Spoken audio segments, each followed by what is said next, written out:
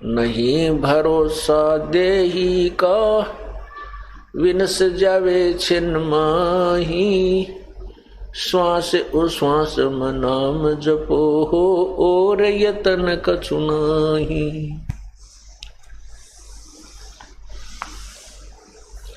सांस उश्वास में नाम जपो, व्यर्था श्वास मत खो। न जाने इस श्वास को, आवण हो कि न हो।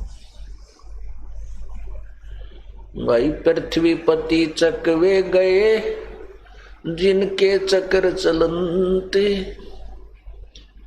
रावण सरीखे कौन गिने, ऐसे गए अनंत।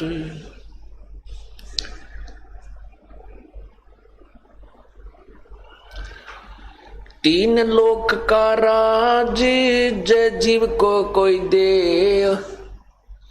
लाख बधाई क्या करे, जे नहीं नाम से ने।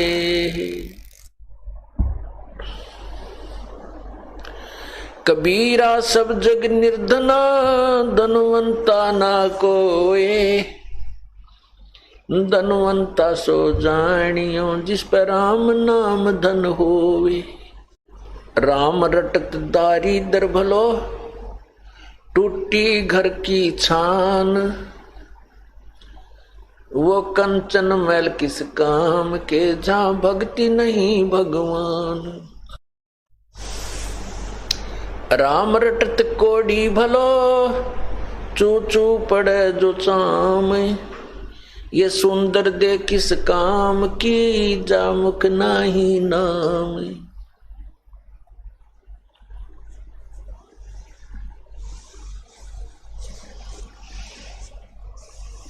परमपिता परमात्मा,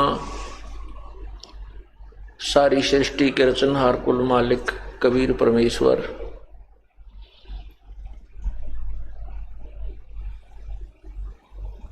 हम कालजाल में फंसी हुई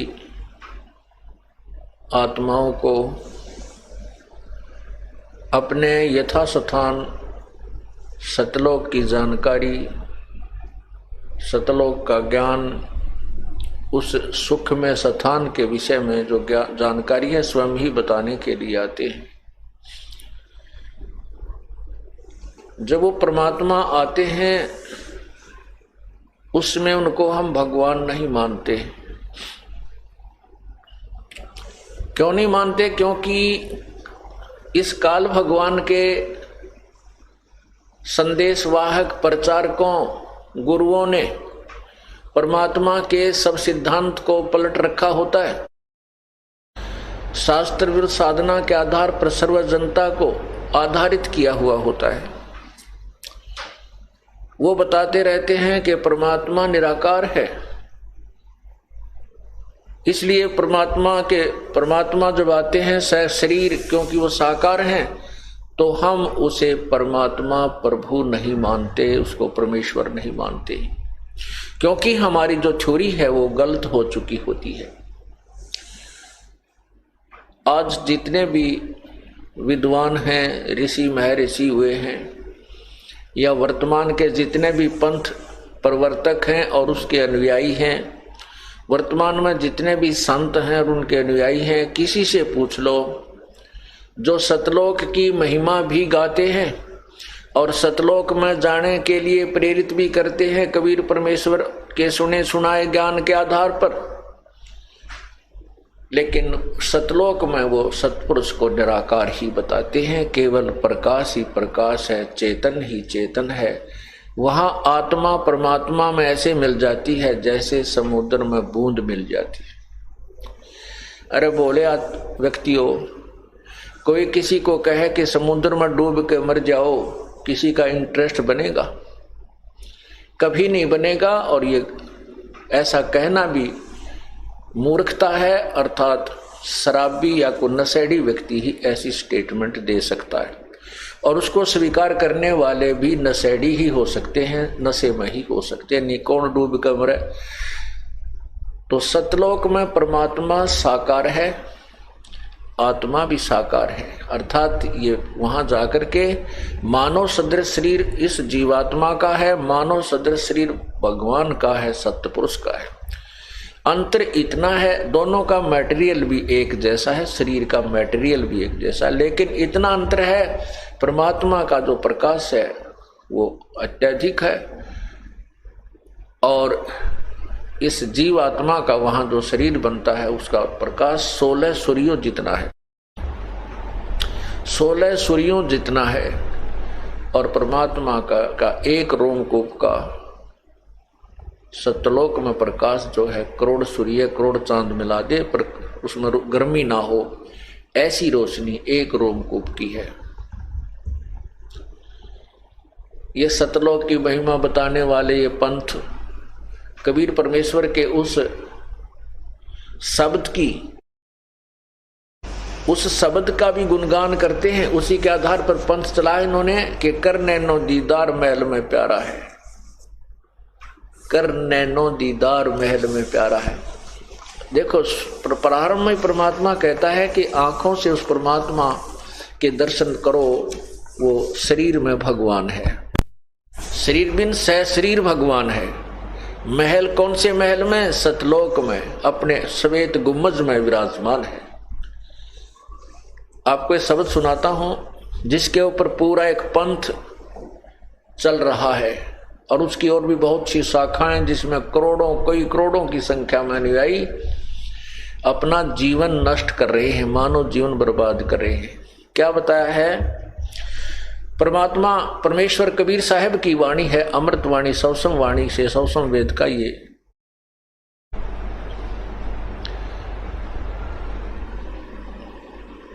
पद्य भाग है। कर नैनो दीदार महल में प्यारा है। कौन सी नैनो से? उस दिव्य दृष्टि से परमात्मा के दर्शन होते हैं। उसके लिए क्या बताते हैं कि काम क्रोध मद लोभ विसारो, शील संतोष अक्षमा सतधारो, मद मास मिथ्या तज डारो, हो ज्ञान घोड़े असवार भरम से न्यारा है। दोती नेति बस्ती पाओ, आसन पदम युगत से लाओ, कुंभक कर रेचक करवाओ, पहले मूल सुधार कार्य हो सारा है। क्या बताते हैं? मूल कमल दल चतुर बखानो और किलियम जाप लाल रंग जानो, लाल रंग मानो। अब जिन्होंने उपदेश प्राप्त है वो ध्यान से सुनते रहना। परमात्मा ने इसमें कबीर परमेश्वर ने भी उन मंत्रों का इसमें वर्णन किया है जो हम आपको प्रथम बार देते हैं। मूल कमल दल चतुर बखानो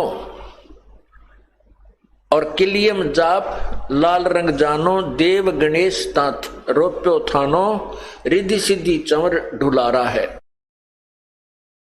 स्वाद चक्र षटदल विस्तारो, ब्रह्मा सावत्री रूप न्योहारो।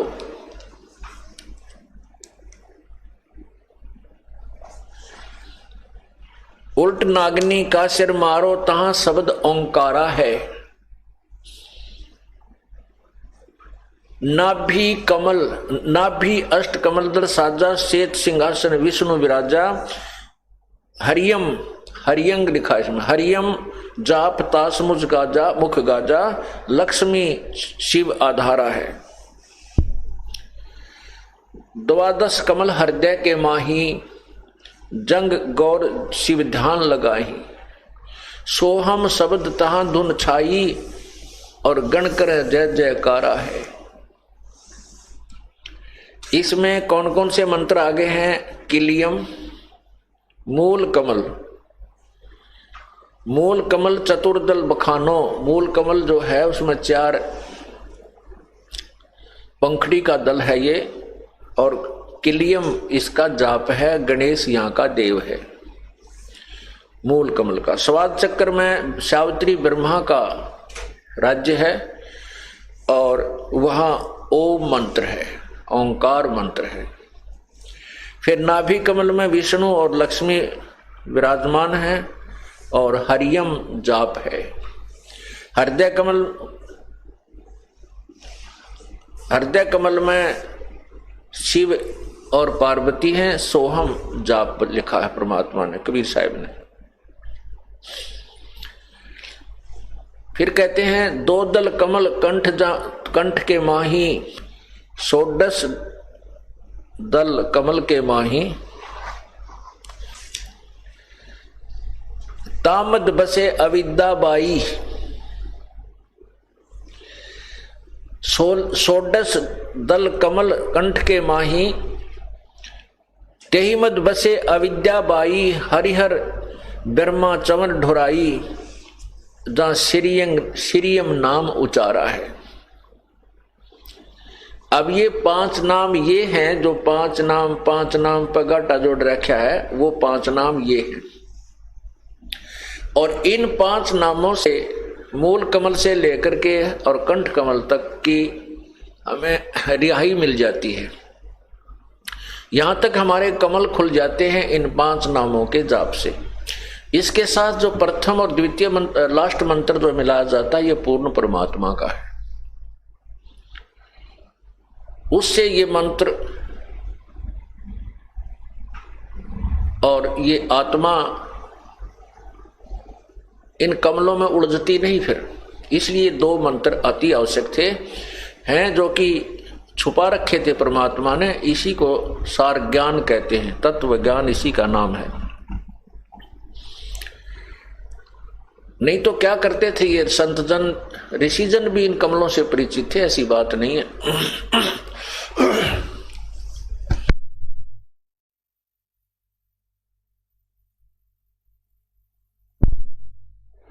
ऋषि जन भी इन कमलों से परिचित थे। वो भी अपनी योगी क्रियाएं करके, जैसे पानी पीकर निकालना, इसको गज क्रिया कहते हैं, और एक कपड़ा खा करके 4 कुंगल का 30-35 फुट लंबा पतला सा कपड़े को खा जाते हैं। थोड़ा सा कपड़ा हाथ में पकड़ ले रखे थे, फिर उसको वापस निकालते हैं, अंदर से कफ वफ साफ कर देते हैं। ये तो एक स्वास्थ्य के लिए योग क्रियाएं होती हैं। तो उसके बाद कहते हैं नाम, वो फिर अभ्यास करते थे कमलों का। कोई तो प्रथम कमल में ही उलझ जाता था, क्योंकि जब ये कमल, जिसका एक भी कमल खुल गया और उसमें ये आत्मा प्रवेश कर गई, क्योंकि इसके अंदर ये 5 विकार भी साथ हैं। जैसे पहले सत्संग में आपको बताया है कि शब्द स्पर्श रूप रस गंध, ये सभी के सभी प्रत्येक प्राणी में विद्यमान है, बेशक वो साधना कर रहा है। और प्रत्येक कमल के अंदर, कमल मीन एक चैनल है। जैसे एक टीवी में चैनल बने हुए होते हैं, ऐसे हमारे शरीर में चैनल बने हुए हैं। और जौन सा भी चैनल ऑन हो जाएगा, उसमें नाचने, गाने, सुरीली आवाज, बड़े सुंदर साज बाज, मनमोहक बाजे बज रहे होते हैं। और वहां पता नहीं किस किस प्रकार के आतिशबाजियां चल रही हैं।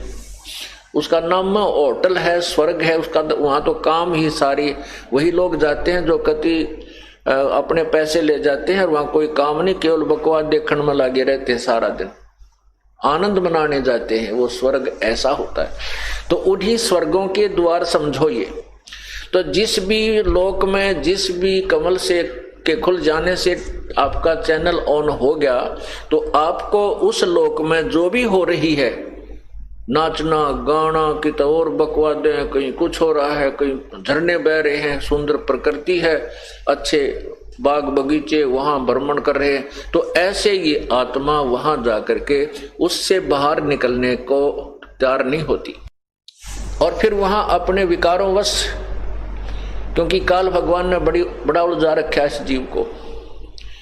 प्रत्येक स्वर्ग में अप्सराएं हैं और सुंदर देव हैं।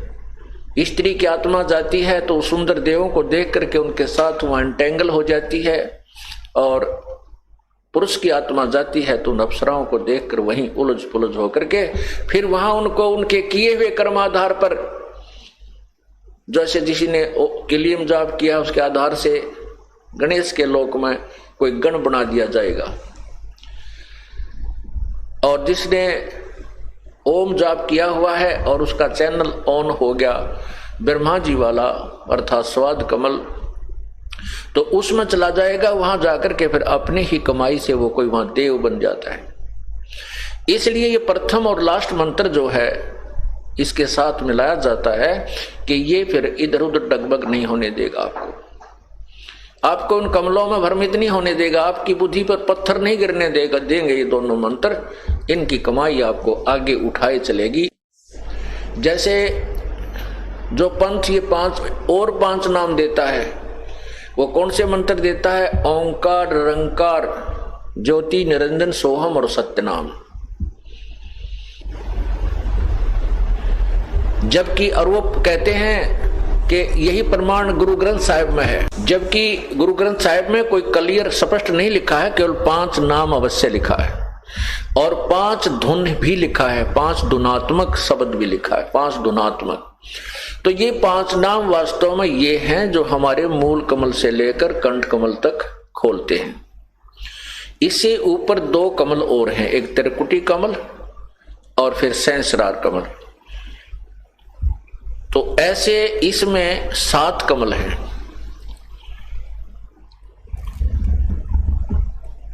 तो हम जो प्रसंग चल रहा है कि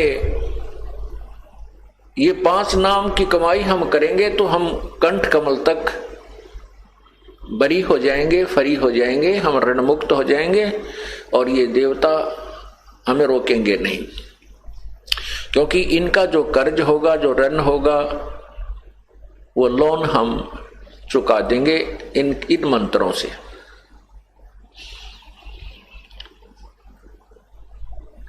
इसलिए यहां लिखा है कि 16 दल कमल के कंठ के माही, ताही बदे बसे अविद्या बाई, हर हर ब्रह्मा चौर ढोराई, जहां श्रीयम नाम उचारा है।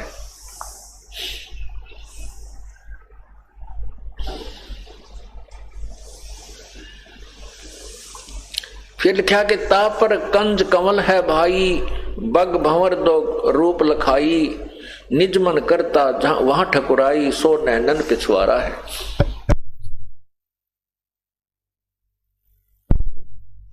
अब ये जो तीसरा कमल बताया है, आगे जो छठा कमल बताया है,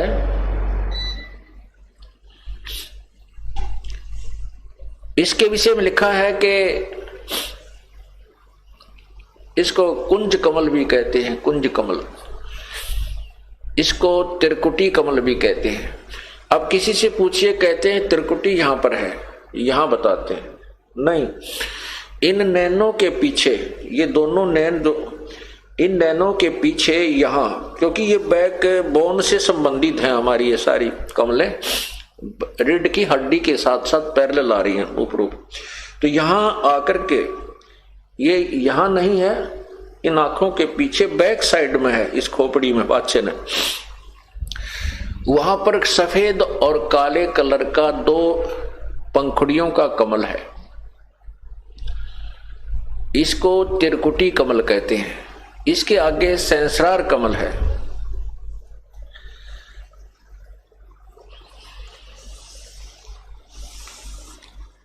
अब क्या बताते हैं कि ये आगे लिखा है कि कमलन भेद किया निर्वारा, यह सब रचना पिंड मंझारा,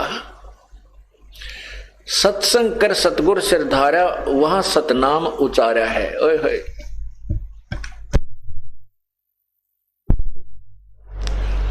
त्रिकुटी कमल तक कहते हैं कि इन 5 कमलों का भेद आपको बता दिया है, और पूर्ण संत जब आपको मिल जाएगा वो इसका सब निर्णय देगा और वो सतनाम देगा। और त्रिकुटी कमल पर जाकर के हम सतनाम की कमाई का अकाउंट देंगे। त्रिकुटी कमल पर जाकर के सतनाम जो हमारा जाप है, उसमें जो ओम मंत्र है, 2 अक्षर का जो मंत्र है, सतनाम 2 अक्षर का मंत्र है।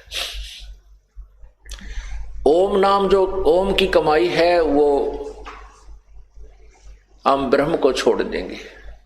जैसे गीता जी अध्याय नंबर 18 के श्लोक 66 में कहा है कि सर्वधर्मान परित्यज माम मेरे लेवल की, मेरे स्तर की जितनी भी तूने धार्मिक अनुष्ठान किए हैं, पूजाएं की हैं, वो मुझ में त्याग। परित्यज्य माने त्याग कर। एकम शरणम व्रज, उस एक सर्वशक्तिमान की शरण में चला जा।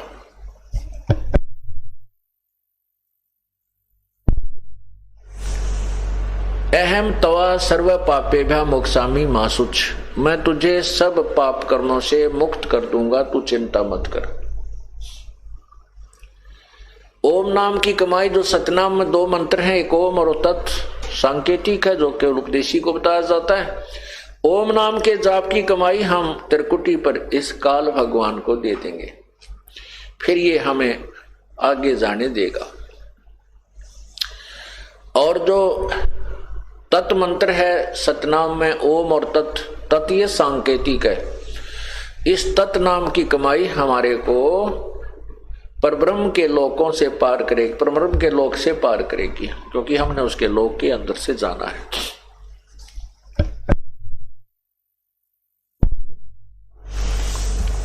तो यहां क्या बताते हैं, ये कमलन भेद किया निर्वारा, ये सब रचना पिंड मंझारा, ये सब इस शरीर, पिंड माने शरीर के अंदर है। और सत्संग कर, सत्संग कर सतगुरु श्रद्धारा, यानी सत्संग को सुना और जब तत्वदर्शी संत मिला उसके उस सच्चाई का को हमने स्वीकार करना। सत्य का, सत्संग का अर्थ होता है सत्य का साथ देना, सत्य के साथ रहना, असत्य को त्याग देना, उसको सत्संग कहते हैं। यानी सच्चे ज्ञान को ग्रहण करना, सच्चाई का अनुसरण करने का नाम सत्संग होता है। और सत्संग के अंदर वो ज्ञान कराया जाता है, उसको सुन करके हम उस ज्ञान के आधार से अपना जीवन बदल लेते हैं। सत्संग कर सतगुरु श्रद्धारा, वहां सतनाम उचारा है, वह सतनाम उचारा है।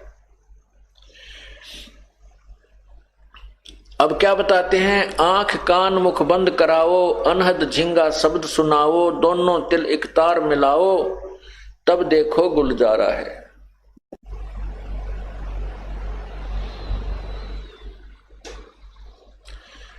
आगे कहा है कि चंद सुर एक घर लाओ, सुषमन से ती ध्यान लगाओ, त्रिवेणी के सिंध समाओ, भौर उतर चल पा रहा है। घंटा शंख सुनो धुन दोई, सेंस कमल दल जगमग होई, तामद करता निरखो सोई, बंक नाल धस पा रहा है। डाकनी साकनी बहु किलकारें, जम किंकर धर्म दूत हकारें हंकारें, सत नाम सुन भाग्य सारे, जब सतगुरु नाम उचारा है।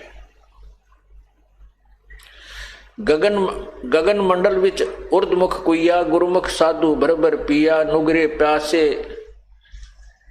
प्यासे मरे बिन किया, जाके ही ये अंधियारा है। त्रिकुटी महल में विद्या सारा, गनहर गर्जे बजे नगारा, लाल बरन सूरज उजियारा, चतुर कमल मज शब्द ओंकारा है। साध सोई जिन ये गढ़ लीना, नो दरवाजे प्रगट चीना, 10वां खोल जाए जिन दीना, जहां कुलफ रहा मारा है। आगे सेत सुन है भाई, मान सरोवर पैठ अन्हाई, हंसन मिल हंसा हो जाई, और मिले जो अमी आहारा है। किंगरी सारंग बजे सितारा, अक्सर ब्रह्म सुन दरबारा, द्वादश भानु हंस उजियारा, सटदल कमल मंझार शब्द निरंकारा, महासुन सिंध विस्मी घाटी, बिन सतगुर पावे नहीं बाटी, व्याघ्र सिंह सर्प बहु काटी, और तहां सहज अचिंत पसारा है। सटदल अष्टदल कमल पार ब्रह्म भाई, दहने द्वादश अचिंत रहाई, बामें 10 दल सहज समाई, यो कमलन निर्वारा है। कहते हैं 5 ब्रह्म और 5 अंड बीनो, 5 ब्रह्मनी अक्षर चीनो, 4 मुकाम गुप्त तह कीनो, जामद बंदीवान दरबारा है। 2 पर्वत के मध्य संद निहारो, बहर गुफा संत पुकारो, हंसा करते केल अपारो, तहां गुरुवन दरबारा है। सहज 88 दीप रचाए, हीरे पन्ने महल जड़ाए, मुरली बजत अखंड सदाए, तहां सोहम झनकारा है। सोहम हद तजी जब भाई, सतलोक की हद पुन आई, उठत सुगंध महा अधिकाई, जाको वार न पारा है। षोडश भानु हंस को रूपा, पहले बताया है 12 सूर्य के तुल्य, और अब बताए हैं वो पहले की सतिथि है। अब बताते हैं षोडश भानु हंस को रूपा, बिना सद्दुन बजे अनूपा, हंसा कर चंवर सिर भूपा, हंसा करत चंवर सिर भूपा, सत्य पुरुष दरबारा है। अब क्या यहाँ जो दास आपको लाना चाहता था, अब इसको इतना ही बताना चाहेंगे कि यहाँ षोडश भानु हंस को रूपा, सतलोक में ये जीवात्मा हंस हो जाती है। हंस उसे कहते हैं जो दूध और पानी छान लेता है। हंस एक पक्षी होता है और उसमें एक क्वालिटी होती है, गुण होता है कि यदि वो किसी सरोवर तालाब पर है तो मच्छी नहीं खाएगा चाहे भूखा मर जाए, वो कीड़े मकोड़े नहीं खाएगा, वो घोंगे नहीं खाता, वो केवल मोती खाता है। और उस जैसा ही एक बुगला होता है, सेम टू सेम, और वो बुगला वहां पर मच्छी खाता है। ये पहचान होती है हंस और बुगले की। मनुष्य सभी हैं, लेकिन जो हंस अर्थात भक्त हैं वो बीड़ी शराब मांस तमाकू चोरी ठगी आदि रूप हैं, ये घोंगे नहीं खाते, ये कीड़े मकोड़े नहीं खाते, ये केवल राम नाम के मोती खाते हैं। और हंस उसे कहते हैं, हंस के सामने दूध में पानी डालकर रख दीजिए, उसमें ऐसा गुण है कि वो चोंच डबोते ही दूध अलग हो जाएगा और पानी को वो चूसता, दूध को पी जाएगा और जल को छोड़ देता है, बिल्कुल क्लियर कर देता है। उसको हंस कहते हैं। ऐसे ही वो पुण्यात्मा जो सभी बुराइयों से दूर होकर के सतलोक पहुंच जाते हैं, उनको हंस आत्मा कहा जाता है। तो वहां जाकर के इस आत्मा का मनुष्य जैसा शरीर है और षोडश भानु 16 सूर्य जैसा इसका तेज रूप हो जाता है, प्रकाश हो जाता है। षोडश भानु हंस को रूपा और बिना सद्दुन बजे अनूपा, हंसा करत चंवर सिर भूपा। ओए कहते वहां जाकर के उस भूप यानी भगवान, उस भूप माने राजा, उस राजा के ऊपर, अपने सतलोक के मालिक के ऊपर, सतपुरुष के ऊपर ये यहां से गए हुए हंस भक्त या आत्मा चंवर करते हैं। अब चंवर किस पे करते हैं? साकार पे साकार चंवर करता है, निराकार पे चंवर। और निराकार करेगा क्या?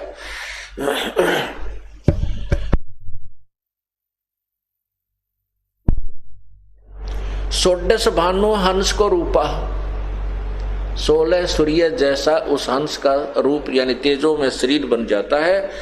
और बिना सतदुन बजे अनूपा, हंस करत चंवर सिर भूपा।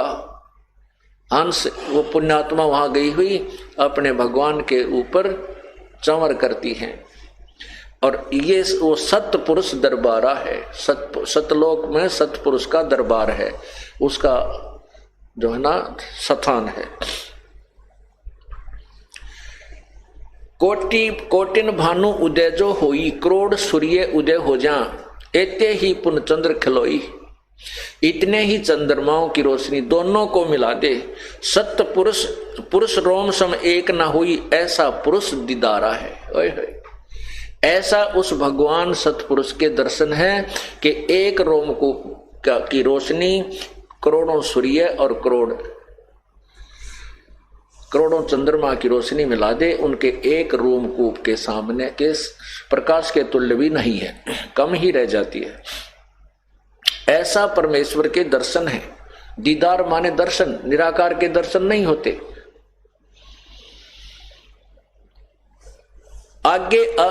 आगे अलख लोक है भाई, सतलोक से आगे अलख लोक है, फिर अगम लोक है, फिर अनामी लोक है, अकह लोक है। अनामी अर्थात अकय। आगे अलख लोक है भाई, ऐसे अलख पुरुष, ऐसा अलख पुरुष की ताह ठुकराई।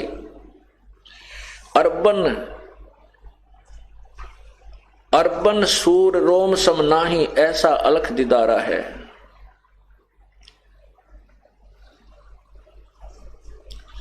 आगे अलख लोक है भाई, अलख पुरुष की ताह ठुकराई। अर्बन एक अरब सूर्य एक रोमकुंभ के प्रकाश के समान है। एक रोमकुंभ का प्रकाश जो है अरब सूर्यों के तुल्य समान है उस अलख पुरुष के।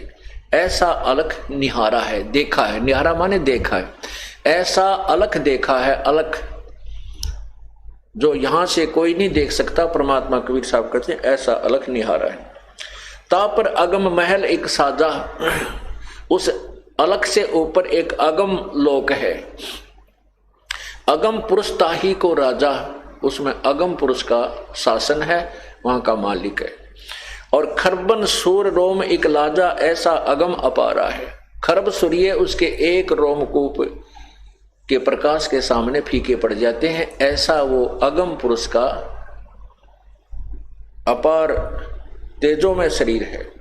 ता पर अकय लोक है भाई, यानी सतलोक से ऊपर जो चौथा लोक है, ता पर अकय लोक है भाई, उसको अकय लोक भी कहते हैं, अनामी लोक भी कहते हैं। और पुरुष अनामी तहां रहाई, अनामी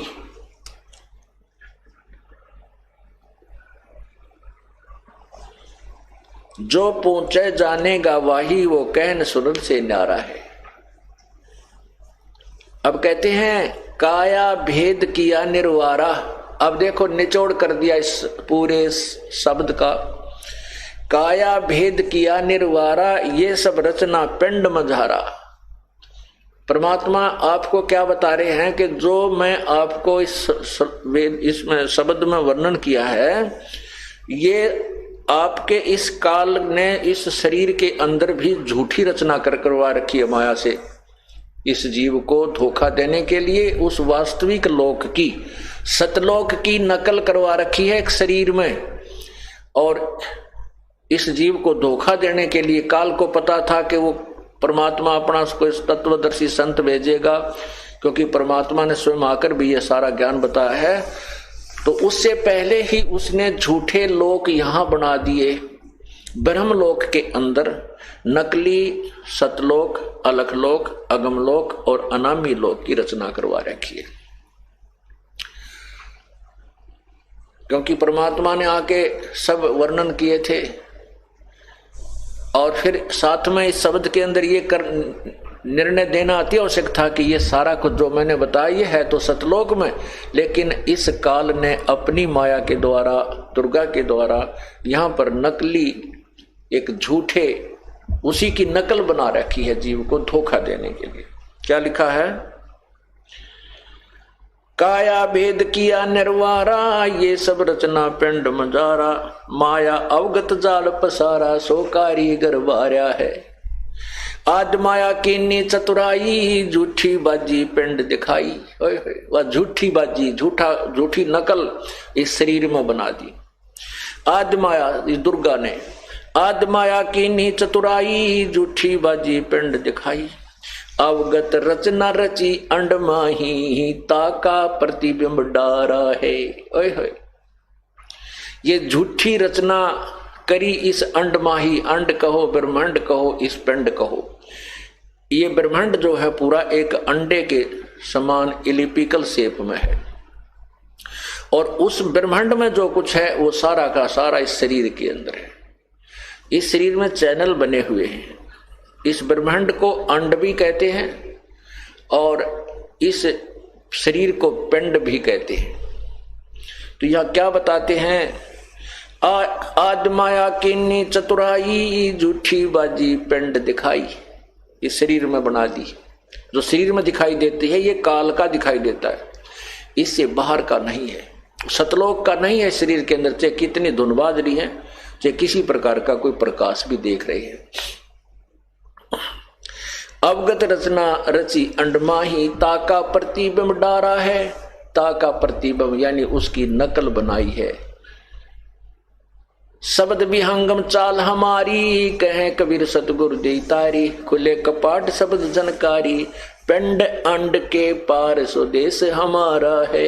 ओए होए, इस अंड और पिंड, इस शरीर के बाहर हमारा देश है, हमारा लोक है। और इससे बाहर जो धुन अलग है, वो धुन जो इस शरीर से बाहर होने पर न सुनाई देती है, जब तक इस शरीर में है वो परमेश्वर सतलोक की झनक आपको नहीं सुनेगी। वो सुनेगी जब पूर्ण परमात्मा का जो सारनाम आपको मिल जाएगा, उसके बाद आपको सुनेगी। लेकिन उसको सुनने मात्र से मोक्ष नहीं है, ये तो प्रतीक है कि हमारी भक्ति चल रही है, बस इतनी सी बात। और ये क्या करते हैं कि कान आंख बंद करके 2.5 घंटे सुबह 2.5 घंटे शाम धुन सुनो, बस क्या बात कही, बड़ी धुन सुनती हैं, झिंगे बोल रहे। इसमें तो काल की धुन है ये सारी। हमने तो इसे अज्ञ की सतलोक की धुन सुन ली। अब क्या बताते हैं, शब्द विहंगम चाल हमारी, कहे कबीर सतगुरु दे तारी। खुले कपाट शब्द झनकारी, अंड और पिंड के पार स्वदेश हमारा है। परमात्मा ने स्पष्ट कर दिया कि जो भी धुन आप सुनते हो शरीर में आंख कान बंद करके, ये तो काल की धुन है। इसके पार सो हमारा देश है। उसके विषय में कहते हैं, कोई है रे परले पार का, जो भेद कहे झनकार का। कोई है रे परले पार का, जो भेद कहे झनकार का। परले पार माने सतलोक से कोई आया हुआ, वो बताओ, फिर हम बताएंगे हाँ ये धुन सही बता रहा है। कोई है रे परले पार का, जो भेद कहे झनकार का। अब क्या गिनवाते हैं, वाह रही गोरख वाह रही दत्त, वाह रही धरु प्रहलाद अर्थ, वाह रही सुखदेव वाह रही व्यास, वाह रही पाराशर प्रकाश, वाह रही दुर्वासा दरवेश, वाह रही नारद सारद शेष। वार माने उर्ली साइड में, वार ही उर्ली तरफ है। जैसे एक दरिया का परला पार होता है, एक उर्ली साइड में, अपनी साइड में, इधर की तरफ इंघे को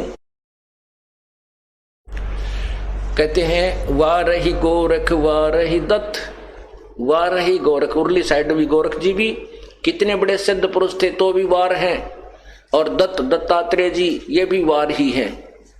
वाह रही गोरख वाह रही दत्त, वाह रही ध्रुव प्रहलाद अर्थ। ध्रुव और प्रहलाद भी उर्ली पार है, इस अंड में ही है, काल के जाल में ही है, इससे बाहर नहीं है। वाह रही गोरख वाह रही दत्त, वाह रही ध्रुव प्रहलाद अर्थ, वाह रही गो सुखदेव वाह रही व्यास, वाह रही पाराशर प्रकाश, वाह रही दुर्वासा दरवेश, वाह रही नारद सारद शेष, वाह रही भरतरी गोपी चंद, वाह रही सनक सनंदन बंद, वाह रही ब्रह्मा वाह रही इंद, वाह रही शेष कला गोविंद। गोपी चंद भरतरी जैसे भी, जिनको हम कहते तो मुक्त हो गए, नहीं, चौथी मुक्ति प्राप्त है। और चौथी मुक्ति प्राप्त प्राणी भी दोबारा 84 लाख योनियों में आते हैं। वाह रही भरतरी गोपी चंद, वाह रही सनक सनंदन बंद, वाह रही ब्रह्मा वाह रही इंद्र, वाह रही शेष कला गोविंद। 1000 कला का भगवान यु काल ज्योति निरंजन भी उर्ली तरफ ही है। वाह रही शिव शंकर जो शंभ, यो शिव जी शिव भगवान भी कहते, शिव शंकर भी उर्ली तरफ है। वाह रही शिव शंकर जो शंभ, वाह रही धर्म राय आरंभ, वाह रही धर्म राय धर धीर, परम धाम पहुंचे कबीर। परम धाम यानी परली तरफ तो केवल एक कबीर साहब पहुंचे, और या उन्हीं के अनुयायी जो जिनको उन्होंने नाम दिया वो गए। रग यजुश्याम अथर्व वेद, परम धाम नहीं लया वेद। ऋग्वेद यजुर्वेद श्यामवेद और अथर्ववेद, इनमें जो वर्णित विधि है उसके अनुसार साधना करने वालों को भी परले पार का ज्ञान नहीं है। रग यजुर श्याम अथर वेद परम धाम नहीं लहा वेद। अलल पंख अगाध भेव जैसे कुंद सुरती सेव। वार पार था थे हा ने था गरीब दास निर्गुण निगाह।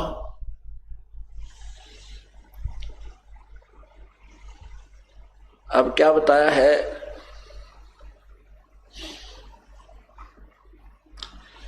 कि कोई हैरे परले पार का जो भेद कहे, उस जनकार का जो धुनात्मक शब्द धुन सुन पर जो घाटा जोड़ रखा था इन्होंने, जो ये 5 नाम देने वाले। या फिर एक और पंथ है जो कहता हंस का उल्टा कर ले, हंस शब्द को उल्टा कर ले तो सोहम बन जाता है। और हंस वैसे तो हंस का उल्टा करने से सोहम नहीं बनता। और वो कहते हैं हंस जीव को कहते हैं, और जीव का जीव ही जाप कर रहा है। और सोहम शब्द के सोहम बना लिया उन्होंने, क्योंकि सोहम शब्द तो किसी शास्त्र में है ही नहीं, कबीर परमेश्वर ने आके बताया है। उस सोहम शब्द को कोई देने का अधिकारी भी नहीं है इस दास के अतिरिक्त। या परमात्मा स्वयं आए थे या उनके जो संबंधित संत थे उस समय, जैसे आदरणीय धर्मदास साहिब जी, आदरणीय गरीबदास साहिब जी, आदरणीय नानक साहिब जी, आदरणीय मुल्कदास जी, आदरणीय दादू साहिब जी, आदरणीय गीसा साहिब जी, ये सोहम नाम दे सकते थे, लेकिन इनको देने का अधिकार नहीं था। वो केवल स्वयं ही जाप करना था। और इनको इसलिए सोहम शब्द जो परमात्मा कहते हैं, सोहम शब्द हम जग में लाए और सार शब्द हमें गुप्त छुपाए। नामा छिपा ओम तारी पीछे सोहम भेद बिचारी। और सार शब्द पाया जद लोई आवा गवन बहुड़ ना हुई। नामदेव जी जो छिपी जाति में थे वो पहले ओम नाम का जाप किया करते थे। उसके बाद परमेश्वर उनको मिले और ये तत्व ज्ञान समझाया तो फिर उनके समझ में आया, फिर उन्होंने उस सोहम मंत्र का जाप प्रारंभ किया। फिर कहते हैं केवल सोहम से भी मोक्ष नहीं है, सार शब्द पाया जद लोई आवा गवन बहुर ना हुई। गरीबदास जी कहते हैं सोहम ऊपर और है सत सुकृत एक नाम, सब हंसों का वंश है, सब हंसों का वंश है और सही बस्ती सही ठाम। तो इसी प्रकार नामदेव जी कहते हैं कि नामा छिपा ओम तारी, तारी माने लो लग रही थी, ओम नाम ओंकार नाम का जाप करा करते थे। फिर पीछे सोहम भेद बिचारी, ओहो, फिर पीछे सोहम वाली बात समझ में आई, ज्ञान तत्व ज्ञान सुना। फिर उन्होंने सतनाम का जाप किया जो 2 अक्षर का होता है। किसने? नामदेव जी ने। और फिर कहते हैं सार शब्द पाया जद लोई। जब परमात्मा ने उनको सार शब्द दिया तो नामदेव जैसे महापुरुष का भी तभी जन्म मृत्यु से छुटकारा हुआ, आवा गवन बहुर ना हुई। तो वो सोहम नाम का 2 हिस्से करके जाप देते हैं। ये एक बहुत बड़ा पंथ चल रहा है जिसका विदेशों में भी बोलबाला, क्यों बड़ी बड़ी आत्मा है जिनको ज्ञान है नहीं आध्यात्मिक, वो चाहे विदेशी हो चाहे स्वदेशी, उन्हें कोई बहका लो, उनके पीछे हो लेंगे, क्योंकि आत्मा को परमात्मा की चाह है।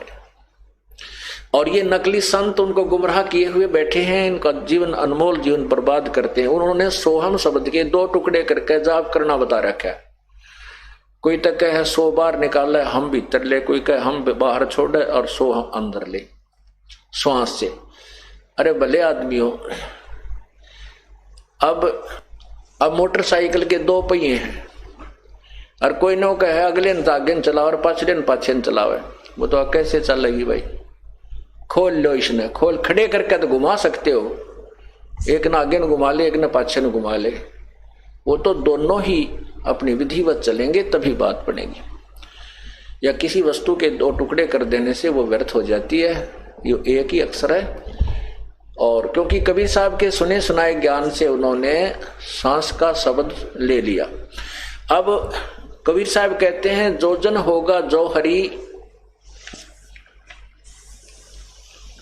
लेगा शब्द बिलगाए, और सोहम सोहम जप मरे व्यर्था जन्म गवाए। अकेला सोहम सोहम जाप जपने से भी चाहे उसने 2 भाग कर दे चाहे 1 कर ले, वो जब का मर गए व्यर्था जन्म गवाए। क्यों? क्योंकि सार सब जब तक नहीं मिलेगा वो जीवन व्यर्थ है, वो मोक्ष नहीं हो सकता। तो कहीं भी किसी भी सदग्रंथ में, किसी भी कुरान में, किसी पुराण में, वेदों में, उपनिषदों में आपको सोहम शब्द नहीं मिलेगा। परमात्मा ने आकर के ये मंत्र यहां प्रकट किया है और सार नाम सार शब्द अभी छुपा रखे हैं, वो अब इस समय प्रकट करने हैं। ये समय निर्धारित था प्रभु का। ना हमारे जैसे तुच्छबुद्धि जीव को कहाँ ये ऐसे निर्मल ज्ञान की जानकारी होनी थी। प्रभु ने वो अपनी शक्ति से, अपने रिमोट से और अपने ही कंप्यूटर से हमारे कंप्यूटर में योग जो है ना तत्व ज्ञान फीड कर दिया और उन्हीं की कृपा से आपके समक्ष प्रकट हो रहा है कबीर परमेश्वर की रजा से। और ये समय था निर्धारित है, पहले से लिखा परमात्मा ने अपनी वाणी में कि एक समय ऐसा आएगा कि पूरी पृथ्वी पर मेरा ही ज्ञान होगा। धर्मदास जी से कहा है पूरी पृथ्वी पर एक मेरा ही ज्ञान होगा, मेरा ही नाम होगा और एक ही भगवान की पूजा पूरी पृथ्वी पर चलेगी। जो भक्ति करेंगे, जो नहीं करते हैं वो ना करेंगे, वो अलग बात है। अगर यदि कोई परमात्मा चाहता है तो साधना यही करेगा और नहीं कर सकता इस ज्ञान को सुनने के उपरांत। पूरे विश्व में एक ही भक्ति, एक ही परमात्मा की साधना होगी और ये माया की दौड़ समाप्त हो जाएगी। माया की होड़ जो लगी है लूट ले। अब जैसे हम क्यों दुखी हैं, जो इस तत्व ज्ञान को समझकर भक्ति पर लग गए हैं। हम चाहते हैं ज्यादा समय भगवान के चरणों में लगाएं, उसकी साधना करें, उसके भक्ति करें और भाई संसारिक धंधे में हमें कम करना पड़े संसारिक धंधा। अब जैसे हम बच्चों की शादी करते हैं, अब ठीक है हमारा पुत्र है, पुत्र का विवाह तो हम अपने हिसाब से कर सकते हैं। उसको कहेंगे भी हमने कोई दहेज नहीं लेना, अपनी एक बेटी दे दो और एक उसका सूट दे दो, अर्थात एक दो चार कपड़े देना चाहो अपनी बेटी को दे दो, हमने जरूरत नहीं है। जब हमने बेटी का ब्याह करना पड़ता है तो अभी हमारे भक्त इतने नहीं है कि हम एक दूसरे में आपस में ही कर सकें, तो हमने बगैर उपदेश वालों के भी अपनी बेटी ब्याहनी पड़ती है। तो वो अभी ना समझ है, इस कारण से अब हम आधे दुखी हैं। उसके लिए हमने कुछ थोड़ा बहुत करना पड़ता है, ज्यादा नहीं तो थोड़ा बहुत करना ही पड़ता है। तो इस प्रकार हम अभी इसलिए दुखी है। फिर हम चाहते हैं कि केवल हमारा इतना मकान बने कि गुजारा हो जाए। हमारी आंखों के सामने हमने ऐसी परिस्थिति देखी है, एक पिता ने अपने पुत्रों के लिए 20-30 एकड़ जमीन बना दी, ट्रैक्टर ले रखा। और कैसे लिया? आज से 50 वर्ष पहले जब हम छोटे छोटे थे उस समय वो 5 रुपए सैकड़ा ब्याज लेता था। वो तरह गुजर 5 रुपए सैकड़ा, आज से 50 साल, शायद आज भी 5 रुपए नहीं होगा, बहुत ही एकाध निर्भाग वेशक लेता हो। उस समय 5 रुपए सैकड़ा ब्याज, वो खून चूसा करता। उसकी मृत्यु देखी पागलों की तरह, अंत समय में पागल हो गया, अपनी टट्टी अपने मुंह पर मारे बैठ के, द्वारा का टक्कर मारे, बुरा हाल हो गया। और कुछ ऐसे भी लोग देखे जिन्होंने अपने बच्चों के लिए बहुत सी संपत्ति जोड़ी और पिताजी के जीते जी बेटा जवान हुआ, इकलौता पुत्र था, उसने शराब पीनी शुरू कर दी। वो 200 बीघे जमीन थी, 200 बीघा माने 40 एकड़ जमीन, वो सारी बेच दी और फिर मजदूरी करने लग गया पिता की आंखों के सामने। बूढ़ा पिताजी तो बूढ़े हो गए, कुछ पार बसावा नहीं। तो पुण्यात्माओं, जो बच्चे के भाग्य में है वही रहेगा। उस बेटे के भाग्य में मजदूरी करना था, पिताजी की संपत्ति उसका कति काम नहीं आई। इसलिए हमने इतना तो मकान चाहिए। कबीर साहब कहते, कबीर घर तो 3.5 हाथ भाई गणा तो 4.25, कह कबीर अधिका गहे ताको नहीं विचारे। घर तो 3.5 हाथ का, अर्थात अपना एक 4 पाई आ जा, और गणा तो 4.25 है। इससे ज्यादा को चाह करता है तो कहते हैं उसको फिर कोई ज्ञान समझ में नहीं आ रहा। भाव ये है परमात्मा कहने का कि आवश्यकता अनुसार मकान बना ले, उससे ज्यादा होड़ मत कर। तो ज्यादा एक दूसरे को देख के उसने कोठी बना ली, आपके पास 2-4 लाख का ब्योंत हो गया, दूसरे ने 8 लाख की बनाई है, तो आप भी न सोचोगे जब तक ज्ञान नहीं है कि 2-4 लाख कर्जा से ही परिस्ते 21 कोठी गाड़ू जब मेरी इज्जत बनेगी। वो 5-4 लाख रुपए कर्जा हो जाए, वो कर्जा मकान का उतर के देना, लोग पीछे पीछे और टेंशन बनी रहे, ना भक्ति कर सकते कि वह मृत्यु हो जाए उसको ठीक में कुत्ता बन के उसको ठीक है पिछली साइड में बैठेगा, अंदर कोई नहीं बढ़ने दे, प्रवेश नहीं होने देगा उसको। तो इसलिए हम आधे दुखी इस प्रकार हैं, एक दूसरे को देखकर माया जोड़ने की होड़ लगाई हुई है। जब हम सभी को पूरे विश्व में ये ज्ञान फैल जाएगा, फिर तो छोटे छोटे मकान बनाएंगे, काम चलाओ और अपनी भक्ति ज्यादा करा करेंगे और माया की दौड़ कम हो जाएगी, आवश्यकताएं कम होगी तो अपने आप माया की हवस समाप्त हो जाएगी। इस प्रकार जब परमात्मा यहां आते हैं, अब आपने सुना कि उन्होंने कितना ज्ञान फैला रखा था कि परमात्मा निराकार है और सतलोक में जाकर के वो प्राणी परमात्मा में लीन हो जाता है, जैसे समुद्र बूंद में हो जाती, बूंद समुद्र में मिल जाती है। नहीं, ऐसा कुछ नहीं है। अगर ऐसा है तो फिर वहां जाने का कोई फायदा नहीं है। हम भगवान के लिए भटकते फिर रहे हैं, परमात्मा मिले, उनके दर्शन करें, उनको देखें, उसको देखने से हमें आनंद आएगा। और वो कहे वहां है नहीं तो फिर वही क्या फायदा, कौन इंटरेस्ट बनाएगा। अब लड़की की सगाई कर रहे हैं और लड़की को कहे कि तेरा दुल्हा तो है नहीं, वो तो निराकार है, तो बता क्या इंटरेस्ट बनेगा शादी का। उधर से लड़के ने कहा कि तेरी पत्नी तो है नहीं भाई, वो तो निराकार है, ब्याह करवा ले, तो फिर ब्याह क्या तो करवा जब लड़की निराकार है। ऐसी बेहुदी थ्योरी लोगों ने बना करके हमें मिसगाइड किया हुआ है। तो वहां परमात्मा है, हमरे ही उनिहार है, हमारा सृजनहार, हमारा भगवान हमारे स्वरूप में है। यही पवित्र बाइबल में लिखा है कि परमात्मा ने मनुष्य को अपने ही स्वरूप के अनुसार बनाया है, नर और नारी करके उनकी सृष्टि की है। इति सिद्धम परमात्मा सहशरीर है और मनुष्य दृश्य है। जैसा कि कल आपको यजुर्वेद अध्याय नंबर 5 के मंत्र 1 में स्पष्ट किया था कि अग्ने तनुरसी विष्णुवेत्वा सोमस्य तनुरसी, 2 बार लिखा है वेद में कि परमात्मा सहशरीर है। उस परमेश्वर का सबका पालन करने के लिए अर्थात सबकी संभाल करने के लिए, यहाँ अपना यथार्थ ज्ञान देने के लिए, अतिथि रूप में आने के लिए भी उसका शरीर है। वो सहशरीर ही आता है और सहशरीर ही जाता। अतिथि माने अचानक कभी भी आ जाए, जिसकी को आने की तिथि यानी दिन निर्धारित ना हो, उसको अतिथि कहते हैं। मेहमान भी कह देते हैं। मेहमान उसे कहते हैं जो कुछ समय के लिए रुकता है। तो परमात्मा यहाँ कुछ समय आते हैं। 120 वर्ष काशी में कबीर जुलाहा रूप में आए थे, अतिथि रूप में, और सहशरीर आए थे, सहशरीर चले गए थे। वो स्वयंभू हैं, उनके कोई माता पिता नहीं है।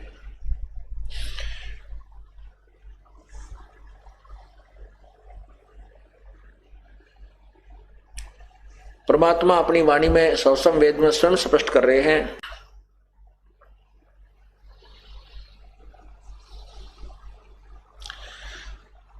अवधो अवगत से चल आए, कोई मेरा भेद मरम नहीं पाया। ना मेरा जन्म ना गर्भ बसेरा, बालक बन दिखलाया। काशी नगर जल कमल पडेरा, तहां जुलाहे न पाया। ना मेरा जन्म ना गर्भ बसेरा, बालक हो दिखलाया। काशी नगर जल कमल पडेरा, तहां जुलाहे न पाया। मात पिता मेरे कछु नाही, ना मेरे घर दासी। जुलाहे का सुत आन कहाया, जगत कर मेरी हंसी। मात पिता मेरे कछु नाही, ना मेरे घर दासी। जुलाहे का सुत आन कहाया, जगत करे मेरी हंसी। 5 तत्व का धड़ नहीं मेरे, जानू ज्ञान अपारा। वो सत स्वरूपी नाम साहेब का, ओहे नाम हमारा। पांच तत्व का धड़ नहीं मेरे जानो ज्ञान अपारा, सत्य स्वरूपी नाम साहिब का सोए नाम हमारा। अधर द्वीप गगन गुफा में ता निज वस्तु सारा, ये ज्योत स्वरूपी अलख निरंजन धरता ध्यान हमारा। ज्योत स्वरूपी अलख निरंजन, ये काल भी कहते हैं, ये जो ब्रह्मा विष्णु महेश का पिता भी मेरा ध्यान धरता है, मेरी तप करके मेरे से अपने ये 21 ब्रह्मांड चलाने के लिए और शक्ति प्राप्त करता है। ज्योत स्वरूपी अलख निरंजन धरता ध्यान हमारा, अदर दीप गगन गुफा में तानिज वस्तु सारा, ज्योत स्वरूपी अलख निरंजन भी धरता ध्यान हमारा। हाड चाम लहू ना मेरे कोई जाने सतनाम उपासी, तारण तरण अभय पद दाता, मैं हूँ कबीर अविनाशी। मैं वही कबीर परमात्मा अविनाशी हूँ जिसके मारने में कोई समर्थ नहीं है। क्या बताते हैं कि अवधू गोरखनाथ जी से कहते हैं कि हे अवधूत, मैं गोरखनाथ जी ने पूछा था आप कौन हो, फिर ऐसे कौन से लोग से आए हो, हमने तो आज तक आपके बारे में ऐसे ज्ञान के विषय में कभी नहीं सुना। आप कौन हैं, कहाँ से आए हो, आपके माता पिता कौन हैं? तो बताते हैं अवधू अवगत से चलाए, अवगत जिसको जिस स्थान पर परमात्मा है उस वहां पर रहता है, वो किसी के सामने प्रत्यक्ष नहीं हो पाता, यहाँ से कोई देख नहीं सकता, इसलिए उसे अव्यक्त कहते हैं। अव्यक्त की डेफिनेशन होती है जैसे बादलों के पीछे सूर्य हो और हमें दिखाई नहीं देता लेकिन वो विद्यमान है, और बादल हट जाने पर वो जो का तो दिखाई देता, इसलिए अव्यक्त कहते हैं। जिसे हम नहीं देख सकते उसको अव्यक्त कहते हैं। निराकार अन्य वस्तु होती है, अव्यक्त और चीज होती है। अन्य अव्यक्त का अर्थ और होता है, जैसे अभी आपको डिफाइन किया। तो कहते हैं उस अवगत से चले आए, उस अव्यक्त स्थान से आए हैं हम, जहां तुम्हारे किसी भी साधक की दृष्टि नहीं जा सकती, तुम्हारी दिव्य दृष्टि भी वहां तक नहीं पहुंच सकती। दिव्य दृष्टि मेन एक दूरबीन समझो, दूरबीन की अपनी अपनी जो है, ये सूक्ष्म दर्शी जिसे कहते हैं, उसकी अपनी रेंज होती है, कुछ इतने स्थान तक देख सकती है, इतने डिस्टेंस तक देख सकती है। तो इसलिए किसी भी ऋषि महर्षि और ब्रह्मा विष्णु महेश की दिव्य दृष्टि उस सतलोक को नहीं देख सकती। ये तो ब्रह्मलोक को भी नहीं देख सकते जहां पर ये ज्योति निरंजन रहता है। तो वो सतलोक में कहते हैं अवधू अवगत से चलाए, मेरा कोई भेद मरहम नहीं पाया, और ना मेरा जन्म ना गर्भ बसेरा, मैं तो बालक बन दिखलाया, ना मेरा जन्म हुआ ना मैं किसी माँ के गर्भ में रहा।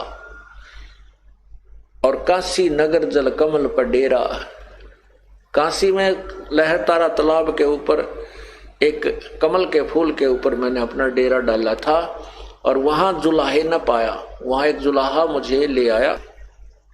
मात पिता मेरे कुछ ना ही, ना मेरे घर दासी, मेरे कोई माँ बाप नहीं है, नीरू नीमा मेरे माता पिता नहीं है, और ना ही मैंने कोई विवाह किया है, मेरी कोई स्त्री नहीं है, दासी मेरे कोई पत्नी नहीं है।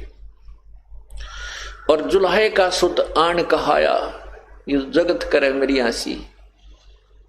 अब क्योंकि परमात्मा के भक्त जिनको इतना सुख हुआ था वो कहा करते भगवान आए हैं, परमात्मा आए हैं ये, और लोग हंसी करा करते दूसरे, जिनको ज्ञान नहीं था मजाक करा करते, देखिए मूर्ख हो रे, इस दुल्हे को दानक को भगवान कहते हैं लोग, मेरी हंसी कहते हैं करते हैं।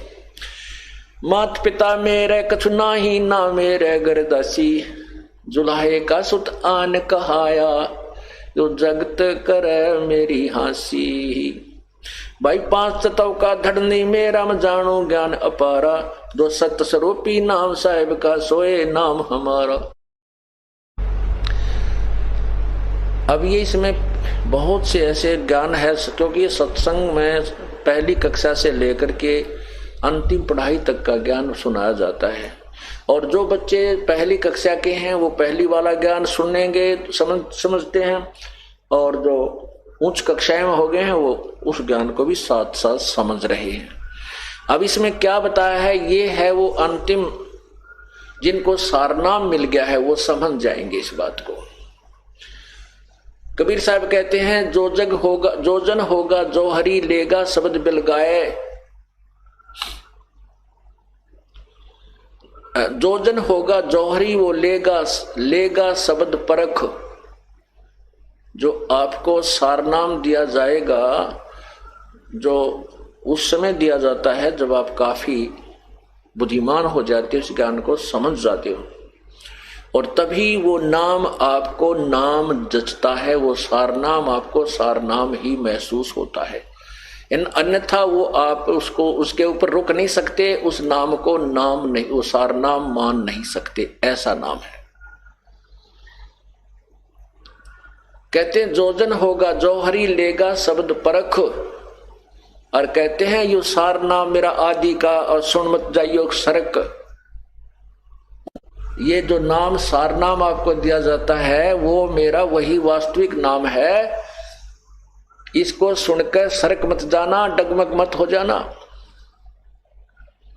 जो जन होगा जौहरी लेगा नाम परख, वो परख लेगा उस नाम को, कहा वह सही है, ये तो गुरु जी ने जो दिया है सच यही है। और ये कहते हैं यही नाम मेरा आदि का, और सुनकर मत जाइयो सरक, कहते डगमग हो जाओ, यो किसा सारना हो, यो ऐसा हुआ कर सारना, ऐसे मत सोचना। कहते हैं ये मेरा नाम आदि का है। तो यहां क्या कहते हैं, सत्य स्वरूपी 5 तत्व का धरनी मेरा जानो ज्ञान अपारा, जो सत्य स्वरूपी नाम साहिब का सोए नाम हमारा, अधर द्वीप गगन गुफा में तानिज वस्तु सारा, वो ज्योत स्वरूपी अलख निरंजन भी धरता ध्यान हमारा। अब आपको दिखाते हैं कि ज्योति निरंजन भी उसी परमात्मा का ध्यान धरता है, और साथ में ये ब्रह्मा विष्णु महेश भी उसी तरह उस काल के भ्रमित किए हुए ये तप करते रहते हैं। जैसा कल शाम के समय आपको बताया था कि विष्णु जी कह रहे हैं कि मैं अधिकतर समय तप करता हूं, तो तुम साधना करते हो तो किसका ध्यान लगाते हो?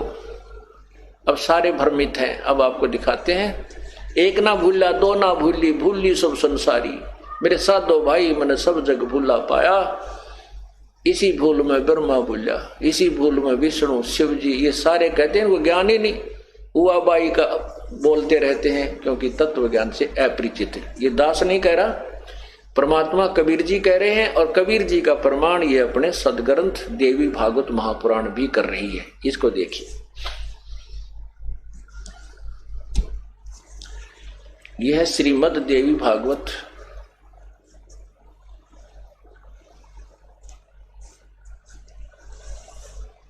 ये पुराण है, और ये कहां से प्रकाशित है? गीता प्रेस गोरखपुर से है, ये गीता प्रेस गोरखपुर से। और यहां देखिएगा,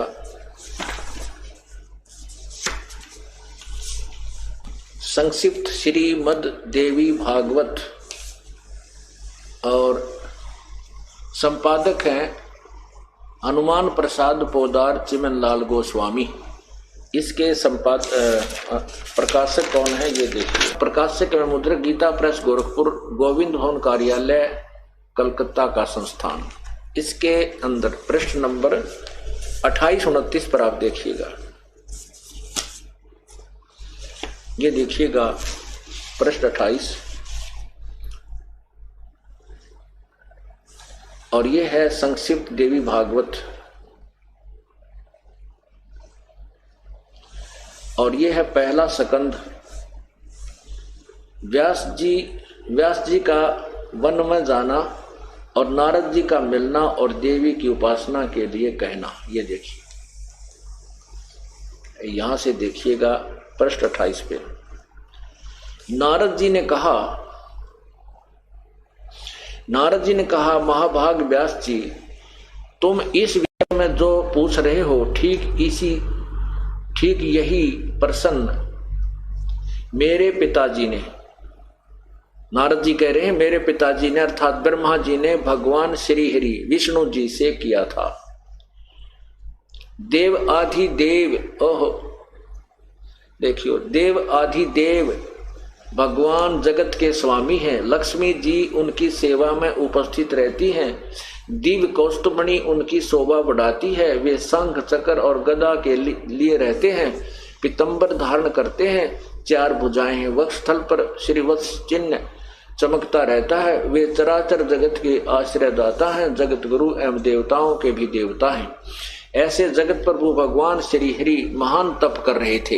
अब देखना विचार करके ध्यान से, जिन भगवानों को हम पता नहीं क्या मानते थे उनकी हिस्ट्री पढ़िए, उनका जीवन चरित्र पढ़िए। ऐसे जगत प्रभु श्री हरि महान तप कर रहे थे। उनकी समाधि लगी थी। यह देखकर मेरे पिता ब्रह्मा जी को बड़ा आश्चर्य हुआ। अतः उन्होंने उनसे जानने की इच्छा प्रकट की। ब्रह्मा जी ने पूछा, प्रभो आप देवताओं के भी अध्यक्ष, जगत के स्वामी, भूत भविष्य एवं वर्तमान के सभी जीवों को एकमात्र शासक हैं। भगवान फिर आप क्यों तपस्या कर रहे हैं? विष्णु जी को कह रहे हैं ब्रह्मा जी। और किस देवता की आराधना में ध्यान मगन है? मुझे असीम आश्चर्य हो रहा है कि आप देवेश्वर एवं सारे संसार के शासक होते हुए भी समाधि लगाए बैठे हैं। नीचे देखिएगा। ब्रह्मा जी के विनीत वचन सुनकर भगवान श्री हरि अर्थात विष्णु जी उनसे कहने लगे, ब्रह्मन सावधान होकर सुनो, मैं अपने मन का विचार व्यक्त करता हूं। देवता, दानव और मानव सब यही जानते हैं कि तुम सृष्टि करते हो, मैं पालन करता हूं और संहार क्या करते हैं। किंतु फिर भी वेद के परंपरागामी पुरुष अपनी युक्ति से सिद्ध करते हैं कि रचने, पालने और संहार करने की यह योग्यता जो हमें मिली है वह उसकी अधिष्ठात्री शक्ति देवी है, दुर्गा है। वे कहते हैं कि संसार की सृष्टि करने के लिए तुम में राजसी शक्ति का संचार हुआ है, मुझे सात्विक शक्ति मिली है और रुद्र में तामसी शक्ति का आविर्भाव हुआ है। उस शक्ति के अभाव से तुम इस संसार की सृष्टि नहीं कर सकते, मैं पालन करने में सफल नहीं हो सकता और रुद्र से संहार कार्य भी होना भी संभव नहीं है। ब्रह्मा जी हम सभी उस शक्ति के सहारे ही अपने कार्य में सदा सफल होते हैं आए हैं। सुवर्त प्रत्यक्ष और परोक्ष दोनों उदाहरण मैं तुम्हारे सामने रखता हूं, सुनो। यह निश्चय बात है कि उस शक्ति के अधीन होकर ही मैं प्रलय काल में इस शेष नाग की सैया पर सोता हूँ। यदि वो बेहोश कर देती है मुझे और सृष्टि करने का अवसर आते ही जाग जाता हूँ। मैं सदा तप करने में लगा रहता हूँ। उस शक्ति के शासन से कभी मुक्त नहीं रहता। कभी अवसर मिला तो लक्ष्मी के साथ सुख पूर्वक समय बिताने का सौभाग्य प्राप्त होता है। मैं कभी तो दानवों के साथ युद्ध करता हूँ। अखिल जगत को भय पहुंचाने वाले दैत्यों का विकराल शरीर को शांत करना मेरा परम कर्तव्य हो जाता है। यहाँ देखिए, मुझे सब प्रकार से शक्ति के अधीन होकर रहना पड़ता है। दुर्गा के अधीन हूं मैं, विष्णु जी कह रहे हैं। उन्हीं भगवती शक्ति का मैं निरंतर ध्यान किया करता हूं, मैं उसी की पूजा करता हूं। ब्रह्मा जी, मेरी जानकारी में इन भगवती शक्ति से बढ़कर दूसरे कोई देवता नहीं है, कोई भगवान नहीं है। तेरा गजब हो। जिन भगवानों को हम सर्वशक्तिमान मानते थे, जिनमें कह का विज्ञान कोई ना, विष्णु जी कह रहे हैं दुर्गा ही पूर्ण परमात्मा है, इससे आगे कोई भगवान नहीं, कोई नहीं। मैं तो इससे का ध्यान करता हूं, तप करता हूं। मेरे साधो भाई सब जग भूला पाया, मेरे साधो भाई सब जग भूला पाया। इसी भूल में ब्रह्मा भूला जिसने वेद सरसाया, इसी भूल में ब्रह्मा भूला जिसने वेद सरसाया। वेद पढ़ियो पंडित भूला, वो मर्म भेद ना पाया। मेरे साधो भाई सब जग भूला पाया, मेरे साधो भाई सब जग भूला पाया। इसी भूल में विष्णु भूला जिन वैष्णो धर्म चलाया। इसी भूल में विष्णु भूला जिन वैष्णो धर्म चलाया। तीर्थ व्रत का बांध महात्म बहुविध जीव फसाया। मेरे साधो भाई सब जग भूला पाया। मेरे साधो भाई सब जग भूला पाया। इसी भूल में शंकर भूला जिन भिक्षुक पंथ चलाया। इसी भूल में शिव जी भूला जिन भिक्षुक पंथ चलाया। सिर पर जटा हाथ में खप्पर घर घर अलख जगाया। मेरे साधो भाई सब जग भूला पाया। मेरे साधो भाई सब जग भूला पाया। इसी भूल में भूले मच्छंद्र जिन संगल द्वीप बसाया। इसी भूल में भूले मच्छंद्र जिन संगल द्वीप बसाया। विषय वासना के वश होकर अपना योग नसाया। मेरे साधो भाई सब जग भूला पाया। मेरे साधो भाई सब जग भूला पाया। कह कबीर सुनो भाई साधो इस फूल का भेद न पाया। कहे कबीर सुनो भाई साधो इस भूल का भेद न पाया। जिसने पा गया इस भेद भूल का वो गर्भवास नहीं आया। मेरे साधो भाई सब जग भूला पाया। मेरे साधो भाई सब जग भूला पाया। अपनात्माओं ये सदग्रंथ मैंने ढेर सारे रखे यहाँ पर, सभी महापुरुषों के चारों वेद गीता जी तो जो है पुराण भी तकरीबन सारे ही, और अन्य संतों के द्वारा लिखी हुई पुस्तकें भी यहाँ पर विद्वान रखते हम। यदि ये दास सीधा कह देता ये बात कि विष्णु जी को कोई ज्ञान नहीं है, तो इस टीवी को देखने वाले टीवी भी फोड़ दें और मेरे सिर हो जाए आके कैसे कह दिया। और जब उन्हीं के द्वारा जिसके ऊपर वो आधारित है वो पुण्यात्मा और देवी भागवत को शिरोधार्य मानते हैं, इसमें सत्य ज्ञान है, उसी में दिखा देता हूं, तो उनकी जो वो पारा हाई होने लगा है, वो बीपी लो हो जाता। फिर एक भक्त वो नायब सूबेदार रिटायर सूबेदार की पोस्ट से रिटायर फौजी अफसर, और उसने हमने सिटी केबल पे चलवा रखी थी एक शहर में, अंबाला शहर में।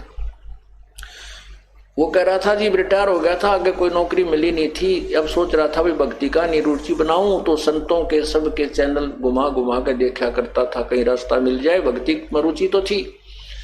तो ऐसे ही सुबह उठते ही कभी किसी राम का संत की सुनते थे, कभी किसी संत की, ऐसे चैनल चेंज 10 मिनट सुनते बोर हो जाते थे, फिर दूसरा चैनल बदलते थे, वो 5 मिनट सुना उसमें बोर हो जाते थे, फिर तीसरा चैनल चेंज किया। ऐसे में सुबह उठकर चैनल चेंज करते करते देखा तो आपका टीवी चल रहा था।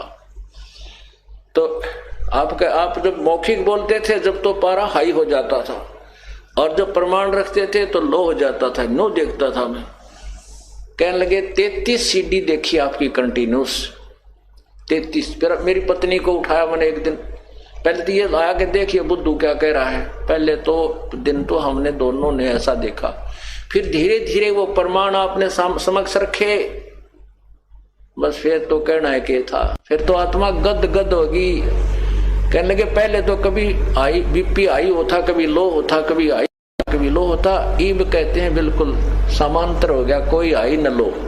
जो बात समझ में आ गया ये सच्चा ज्ञान है, हमारे को भ्रमित कर रखा था इन उलुओं ने, जिन आप पर ज्ञान नहीं।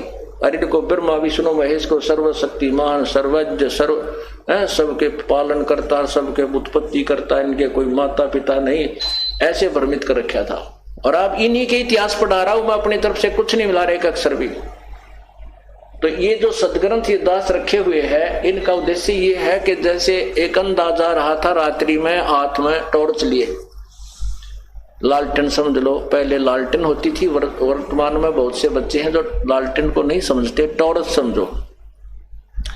आगे से बच्चे आ रहे थे उछल कूद मचाते हुए, उस सूरदास ने आवाज लगाई, बेटा देखना अंधा हूं, अंधा कहीं मेरे में ध्यान से चलना भाई, बूढ़ा आदमी हूं।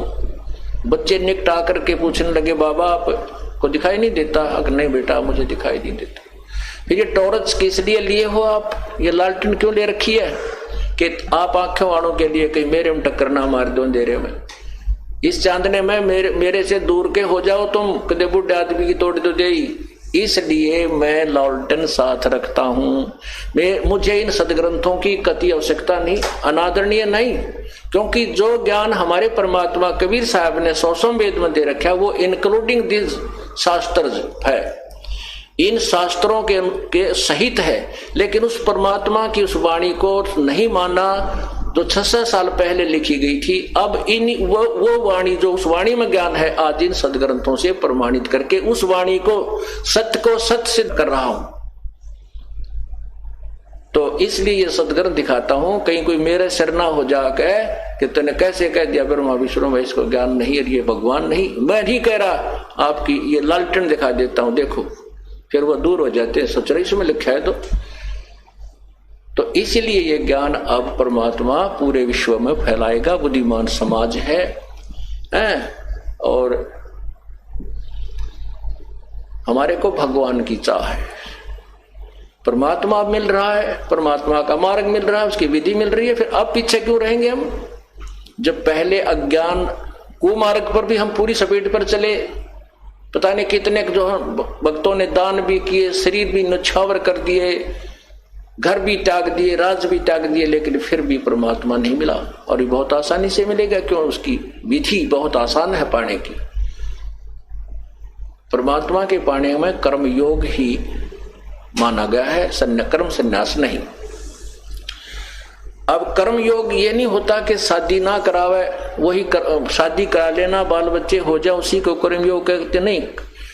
हठ योग नहीं करता, जो चाहे शादी करा रखी है चाहे नहीं करवा रखी है, चाहे वो काम, जैसे आश्रम में बच्चे रहते हैं और इन्होंने ये कुंवारे हैं और सारा धंधा करते हैं, रोटी भी बनावे हैं, सारा काम भी करे हैं, झाड़ू भी लाओ और भजन भी करे, ये भी कर्म योगी है। हठ योगी कर्म सन्यासी वो होता जो घर छोड़कर कि तो हाथ पानी लाओ और सारा दिन समाधि लाओ और हठ योग करे, तो वो कितनी देर कर सके है? फिर भी कर्म करने पड़ेंगे, उठकर जागा, किधर रोटी मांग के लाओगा, किधर झोपड़ी बनाओगा, कपड़े धोएगा, सारे काम करने पड़ेंगे। तो कहने का भाव यह है कि सत्य साधना जिसके पास है तो वही पार होता है, उसका मोक्ष होता है। और गलत साधना करने से जीव का कल्याण नहीं हो सकता। अब आपको परमात्मा की वाणी सुनाते हैं। पार ब्रह्म को छाड़ कर ये पूजे आन अनीत, चेतन सेती ओलने जड़ सेती है प्रीत। एक तो परब्रह्म है, एक ब्रह्म है, एक परब्रह्म है और एक पार ब्रह्म है। संतों की वाणी में जहां पर पार ब्रह्म लिखा है वो पूर्ण ब्रह्म की तरफ संकेत है, और ब्रह्म, परब्रह्म और पार ब्रह्म अर्थात पार का अर्थ सबसे पार वाला, सबसे आखिर वाला, सबसे परले पार वाला भगवान, उसको पार ब्रह्म, ब्रह्म माने प्रभु होता है। जैसे ईश कहो चाहे ब्रह्म कहो, ईश। लेकिन हम परब्रह्म और पार ब्रह्म क्यों कहना पड़ा? क्योंकि ब्रह्म ये भी भगवान है और इससे ऊपर जो इससे बड़ी शक्ति परब्रह्म है, ज्यादा शक्ति रखता है और ज्यादा उसके लोक हैं, वो परब्रह्म है। और सबका जो मालिक है वो पूर्ण ब्रह्म है, वो पार ब्रह्म है, सबसे पार है। इसलिए डिफाइन करना पड़ा। जैसे ईश शब्द बहुत है, ईश, लेकिन ये भी ईश है 21 ब्रह्मांड का, इसलिए इससे श्रेष्ठ जो परमात्मा है वो ईश्वर परब्रह्म है। और परब्रह्म से भी, ईश्वर से भी जो परम श्रेष्ठ है वो परमेश्वर कहलाता, परम ईश्वर, इसलिए परमेश्वर कहते। तो यहां कहते हैं पार ब्रह्म को छाड़े कर ये पूजे आन अनीत। एक पूर्ण परमात्मा को त्याग करिए अन्य पूजाएं जो करते हैं, अन्य देवताओं की या पत्थर आदि की पूजा करते हैं, ये गलत करते हैं। अब पुण्यात्माओं, जैसे भगवान विष्णु जी कह रहे हैं देवी भागवत के अंदर, कल शाम को जो आपको दास बता रहा था कि विष्णु पुराण में ऐसा लिखा है, वो विष्णु पुराण में नहीं था, ये देवी भागवत महापुराण में है। वो कल विष्णु पुराण में नहीं था, ये इसमें लिखा हुआ है। तो अब जैसे आपने पढ़ा है, भगवान विष्णु जी कहते हैं कि मैं तो देवी की पूजा करता हूं, इससे आगे कोई भगवान कोई देवता नहीं है, इससे ऊपर कोई शक्ति नहीं है। अब ये नहीं है कि देवी की पूजा से कोई लाभ नहीं है, देवी की पूजा से भी बहुत शक्ति आती है। देवी की पूजा करके ही भगवान विष्णु तीनों देवताओं में से एक शक्ति युक्त है, इसे बहुत सी सिद्धियां आ जाती है और शक्ति आ जाती है, लेकिन मोक्ष नहीं होता, मोक्ष नहीं है। तो यहां क्या बताते हैं कि पार ब्रह्म को छाड़े करिए पूज्य आन अनीत, चेतन सेती ओलने फिर जड़ सेती है प्रीत। अब आखिर में कहां लाकर के छोड़ दिया इन अज्ञानी संतों ने, पत्थर की मूर्ति की पूजा के ऊपर हमें आधारित कर दिया। परमात्मा कबीर जी कहते हैं मूर्ति बुरी नहीं है, मूर्ति की पूजा करते हैं वो जीवन व्यर्थ कर रहे हैं। जैसे एक सेब फल होता है, आम का फल है, सेब का फल है। अब सेब के या आम के फल की मूर्ति बना ले, चाहे वो पत्थर की बना लीजिए और चाहे चित्र उसका पेपर पर कागज पर बना लीजिए, वो मूर्ति है, वो सेब नहीं है, वो आम नहीं है, वो केवल चित्र है। और उसके चित्र के ऊपर आधारित रहने से ना सेब का गुण मिल सकता और ना आम का गुण मिल सकता। वो चित्र बुरा नहीं है, वो चित्र तो प्रेरणा देता है कि ये फल ऐसा स्वादिष्ट है, इसमें ये गुण है, उसको प्राप्त कैसे करना है, वो कहाँ मिलता है, वो ज्ञान अलग है। वो ज्ञान है कि मजदूरी कर, मेहनत कर, पैसे इकट्ठे कर, कमाई कर, और कमाई करके फिर मंडी में जा, बाजार में जाइए, वहां सेब का फल लेकर के खाइए। जिसकी मूर्ति आपने देखी और जीभ ललचाई, आपके मुंह में पानी आया, वो फल इस तरीके से मिलेगा। ऐसे ही जिन भगवानों को कि आप मूर्ति की पूजा करके वहीं पर उस पर दीप धूप करके उसी के ऊपर मत्था टेक कर वहीं सेट हो गए, कहते हैं इस जिस भगवान की तू मूर्ति कर पूज रहा है, इस भगवान के जो गुण हैं वो ये मूर्ति नहीं दे सकती। वो तो वही भगवान जिसकी तो मूर्ति लिए बैठा है, वो कैसे मिले, उसका तरीका अलग है। उसके नाम की कमाई कर और फिर वो भगवान आपको अपने वाले जितना उसका गुण है, जितनी उसकी सामर्थ्यता है, वो आपको लाभ देगा। जो जाकी शरणा बसे ताको ताकी लाज, जल सो ही मछली चढ़ जाए बह जाते गजराज। जो भी जिस भगवान की पूजा करता है, जिस साब की पूजा करता है, जिस साब की आश्रित है, उतना लाभ वो अवश्य देता है और अपने क्षेत्र में वो कति कलम तोड़ लाभ दे सकता है। जैसे आपकी मित्रता, आपने पूजा कर ली, सेवा कर ली, मित्रता बना ली तहसीलदार से, तहसीलदार के पास आप जाओगे तो आपकी कोई वो कितना काम कर सकता है, कोई रजिस्ट्री आपने करानी है, कोई प्लाट प्लूट की, तो वो कर सकता है और आपको अपने ऑफिस में बैठाएगा, चाय पिलाएगा और घंटी बजावेगा, वहीं पर सभी कागजों को मंगाएगा, आपके दस्तक गवाहों के दस्तक वहीं करा करके और आपको से आदर विदा करेगा। अब तोड़ दी कलम, क्योंकि तहसीलदार के अफसर दफ्तर में जाना कि कौन बढ़ने दे, आम आदमी तो बाहर लाइन में लग करके ये कमी है वो कमी है, वहां जाओ टिकट लाओ प्लान लाओ, 2 दिन लाग जाए मनमाना चक्कर काटते हैं, और वो 5 मिनट में काम करवा के उसके मित्र तहसीलदार ने दे दिया, इतनी राहत तो दे दी। लेकिन उसके अतिरिक्त उसका किसी अन्य ऑफिस में काम पड़ेगा तो तहसीलदार यूजलेस, वो हेल्पलेस है, वो उसको आगे मदद नहीं कर सकता। इसी प्रकार समर्थ का शरणाग हो, रंग होरी हो, भाई कभू न हो एकाज राम रंग होरी हो।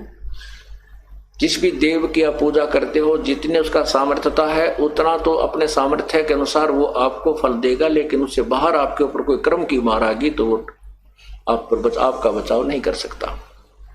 इसलिए एक कैसा दे सब सदे, सब साधे सब जावे, माली सींचे मूल को तो फले फूले गावे। जैसे आपने गीता जी अध्याय नंबर 15 के श्लोक 1 से लेकर 4 में पढ़ा है कि उल्टा लटका हुआ है संसार रूपी वृक्ष है, इसकी ऊपर को जड़ वो तो पूर्ण परमात्मा है और नीचे को तीनों गुण रूपी शाखा है। नीचे को तीनों गुण रूपी शाखा है। तीनों गुण कौन? रजगुण ब्रह्मा, सतगुण विष्णु, तमगुण शिव जी।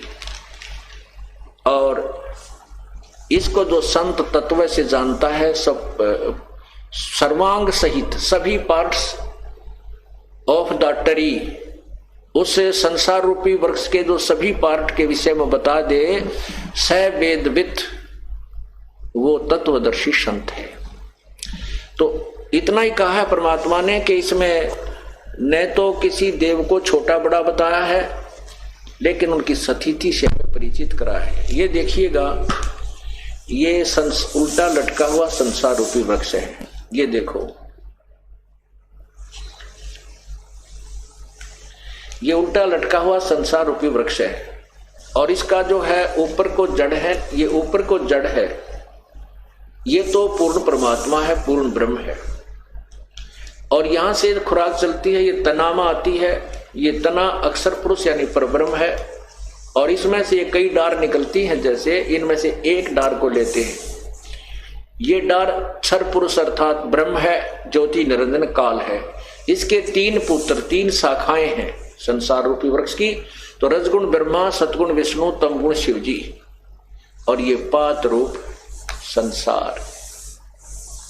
जो संत इस संसार रूपी वृक्ष के पूरे पार्ट्स को बता देता है, स वेदविद, परमात्मा ने अपने सवसम वेद में बताया है। देखिए, कबीर साहब ने कहा है, कबीर अक्षर पुरुष एक पेड़ है, निरंजन वा की डार, और तीनों देवा शाखा है, ये पात रूप संसार।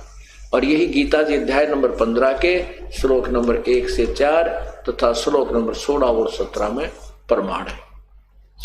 अब हम क्या कर रहे हैं? हमने उस मूल परमात्मा की पूजा करनी चाहिए। जड़ की, जैसे हम कोई पौधा लाए आम का और उसको जमीन में जड़ की तरफ से लगाएंगे, जड़ जमीन में दबाएंगे, गाड़ेंगे और फिर उसकी पूजा, उसकी सिंचाई करेंगे, तो वो जड़ से, जो जड़ में पानी हम डालेंगे, सिंचाई जो जड़ की पूजा करेंगे, तो वहां से जड़ से आहार चलेगा। वो आहार तना में जाएगा, तना से डार में जाएगा, डार से शाखाओं में जाएगा और शाखा के बाद फिर पत्तों में जाएगा। परमात्मा ने बताया कि अक्षर पुरुष एक पेड़ है, क्योंकि जमीन से बाहर जो दृष्टि गोचर होता है उसी को हम वृक्ष मानते हैं। नीचे जो अव्यक्त है, जो जड़ दिखाई नहीं देती है, वहां से ये खुराक चलती है। इसलिए ऊपर का बताया है, अक्षर पुरुष यानी परब्रह्म तो एक पेड़ है और वो तना है, और ये निरंजन, ज्योति निरंजन, ये क्षर पुरुष उसकी डार है, और तीनों देवा रजगुण ब्रह्मा, सतगुण विष्णु, तमगुण शिव जी रूपी शाखा है, और फिर पात रूप संसार। अब हमने जैसे पौधा बोना है, बीजना है, तो उसको उसकी विधिवत कैसे बिजाई की जाती है? जड़ को जमीन में, गड्ढे में या गमले में लगाया जाता है और फिर जड़ की पूजा करते हैं, उस मूल की पूजा करते हैं, वहां से खुराक चलती है, आहार चलता है, वो फिर आगे टहनियों और हिस्सों में सबको बांट दिया जाता है। अब देखो, परमात्मा ने हमें कितना अच्छी तरह समझाया कि हम कैसे कर रहे हैं, हम गलत कर रहे हैं, हमने कैसे करना चाहिए था। हमने टहनियों की तरफ से उस पौधे को बीज रखा है, जबकि हमने उसको जड़ की तरफ से बीजना चाहिए था। इसलिए इस साधना के करने वालों को मूर्ख लिखा है गीता जी अध्याय नंबर 7 के श्लोक 12 से 15 में। कई भी नहीं मानते, वो फिर कहते, देखिएगा अब कहते हैं, जिन जो ब्रह्मा विष्णु महेश की पूजा, देवताओं की पूजा करते हैं, उनकी साधना ऐसी जानो। अब पूरा देखो ये, अब ये देखिएगा, ये है एक समझो पौधा है। हम कैसे बीज रहे हैं इस पौधे को? हमने शास्त्र विधि छोड़कर अपनी मनमानी पूजा की तरफ से पौधे को बीज रखा है। टहनी तो गाड़ रखी है गड्ढे में, गमले में, और ऊपर न जड़ कर दी, और टहनियों में पानी डाल रहे हैं, ये टहनी भी गल जाती हैं और पौधा भी सूख जाता है। हमारा भक्ति रूपी पौधा सूख चुका है क्योंकि हम शास्त्र विधि त्याग कर मनमानी पूजा करें। और कुछ नहीं छोड़ना, ना ब्रह्मा विष्णु महेश के बारे में कोई गलत बताते हैं परमात्मा, ना ये दास बताता है। केवल इस पौधे को, भक्ति रूपी पौधे को ऐसे बीजने की प्रार्थना करते हैं। ये देखिए, ये पौधा है, ये जड़ है, ये देखिएगा, ये पौधा जड़ जमीन में लगा रखी है। इसकी पूजा की जाए, सिंचाई की जाए तो यहां से खुराक चलेगी, यहां चलेगी, ब्रह्मा विष्णु महेश तीनों शाखा में जाएगी। हम तो यहां पर हैं, तो इन ब्रह्मा विष्णु महेश से ही हमें मिलेगी, क्योंकि ये इस संसार रूपी वृक्ष के अंग हैं और वो इंपॉर्टेंट अंग है कि हमें इन्हीं से लाभ होगा। इसलिए इनको तोड़ देना या काट कर अलग कर देने के लिए सलाह नहीं दी जा सकती। अर्थात हम ब्रह्मा विष्णु महेश से अलग करने के लिए आपको कभी नहीं कहते, लेकिन आपने जो साधना गलत कर रखी है वही बताते हैं। अब हम इस परमात्मा की पूजा करेंगे तो यही से खुराक हमारा कर्म बनेगा, और हमारा जो कर्म होगा वो ब्रह्मा विष्णु महेश ही हमें देंगे, और कोई हमें नहीं दे सकता। और ब्रह्मा विष्णु महेश हमारा केवल वर्कडन ही देंगे, उसमें कम और ज्यादा, न्यून अधिक नहीं कर सकते, इनके पास कोई पावर नहीं है। अब देखिएगा, परमात्मा कहते हैं एक कैसा दे सब सदे, एक कैसा दे सब सदे, सब साधे सब जावे। सब साधे, ये हम सब साधन लगे, माता भी, मसाणी भी, भूत भी, पितर भी, गुड़गम वाली भी, फलाने वाली भी, गंगा जी वाली भी, फलाने, सब साधन लगे और सब गई, कोई काम नहीं आई। सब साधे सब जावे, माली सिंचे मूल को, फले फूले ए गाए। यही प्रमाण गीता जी के अध्याय नंबर 3, 10 से 15 में स्पष्ट किया है। देखिएगा, आपको कितना निर्णायक ज्ञान अपने सदग्रंथों का बताते हैं। ये देखिएगा, ये है श्रीमद् भगवत गीता, और इसके अध्याय नंबर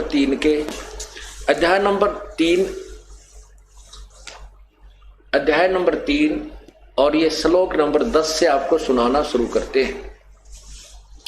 ये 10 है कि प्रजापति ब्रह्मा ने कल्प के आदि में यज्ञ सहित प्रजाओं को रचकर उनसे कहा, तुम लोग इस यज्ञ के द्वारा वृद्धि को प्राप्त हो जाओ हो। यह यज्ञ तुम लोगों को इच्छित भोग प्रदान करने वाला हो। इस यज्ञ के द्वारा देवताओं को उन्नत करो। ओए होए, इस यज्ञ के द्वारा देवताओं को उन्नत करो और वो देवता तुम लोगों को उन्नत करें। इस प्रकार निस्वार्थ भाव से एक दूसरे को उन्नत करते हुए तुम लोग परम कल्याण को प्राप्त हो जाओगे। अब क्या बताते हैं आगे देखना। 12 श्लोक में लिखा है कि यज्ञ के द्वारा बढ़ाए हुए देवता तुम लोगों को बिना मांगे ही इच्छित भोग निश्चय ही देते रहेंगे। उन देवताओं के दिए हुए भोगों को जो पुरुष उनको बिना दिए स्वयं ही भोगता है वह तो चोर है। अब ये क्या बताया है इस पवित्र गीता जी के अध्याय नंबर 10 से लेकर के और 12 में 11-12 में आपको बताते हैं और इसको प्रमाण से समझाते हैं। इसमें कहा है कि तुम यज्ञ के द्वारा, यज्ञ माने पूजा, धार्मिक अनुष्ठान को यज्ञ कहते हैं, देवताओं को उन्नत करो। और अब आगे थोड़ा सा और पढ़ लेते, 15 तक जाकर पढ़ के फिर समझ में अच्छी तरह आ जाएगा। अब 13 में देखिएगा, अध्याय नंबर 13, इसका अनुवाद देखिए। यज्ञ से बचे हुए अन्न को खाने वाले श्रेष्ठ पुरुष सब पापों से मुक्त हो जाते हैं, और जो पापी लोग अपना शरीर पोषण करने के लिए ही अन्न पकाते हैं वे तो पाप को ही खाते हैं।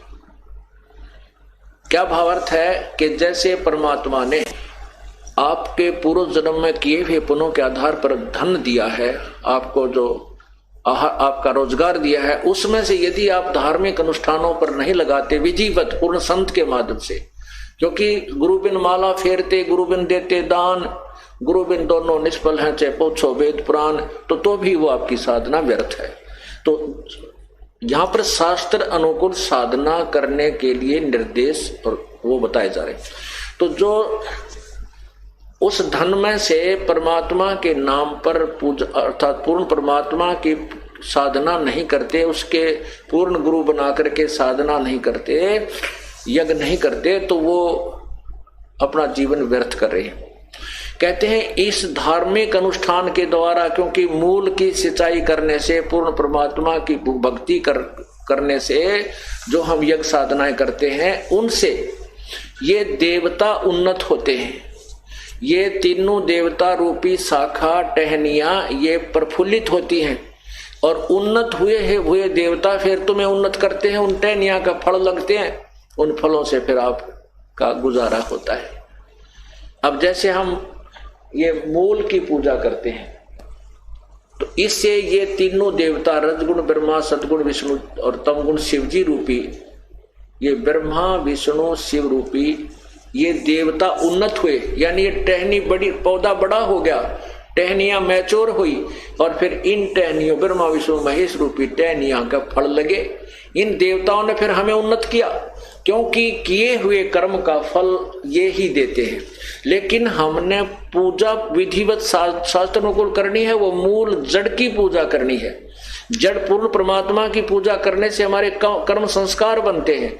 उन कर्मों का फल ये ब्रह्मा विष्णु महेश के ही टहनियों के लगता है, अर्थात ये ही हमें देते हैं। यदि हम पूर्ण परमात्मा की पूजा नहीं करेंगे तो हमारे शुभ कर्म नहीं बनेंगे, शास्त्र अनुकूल साधना नहीं हुई तो ब्रह्मा विष्णु महेश हमें कुछ नहीं देंगे।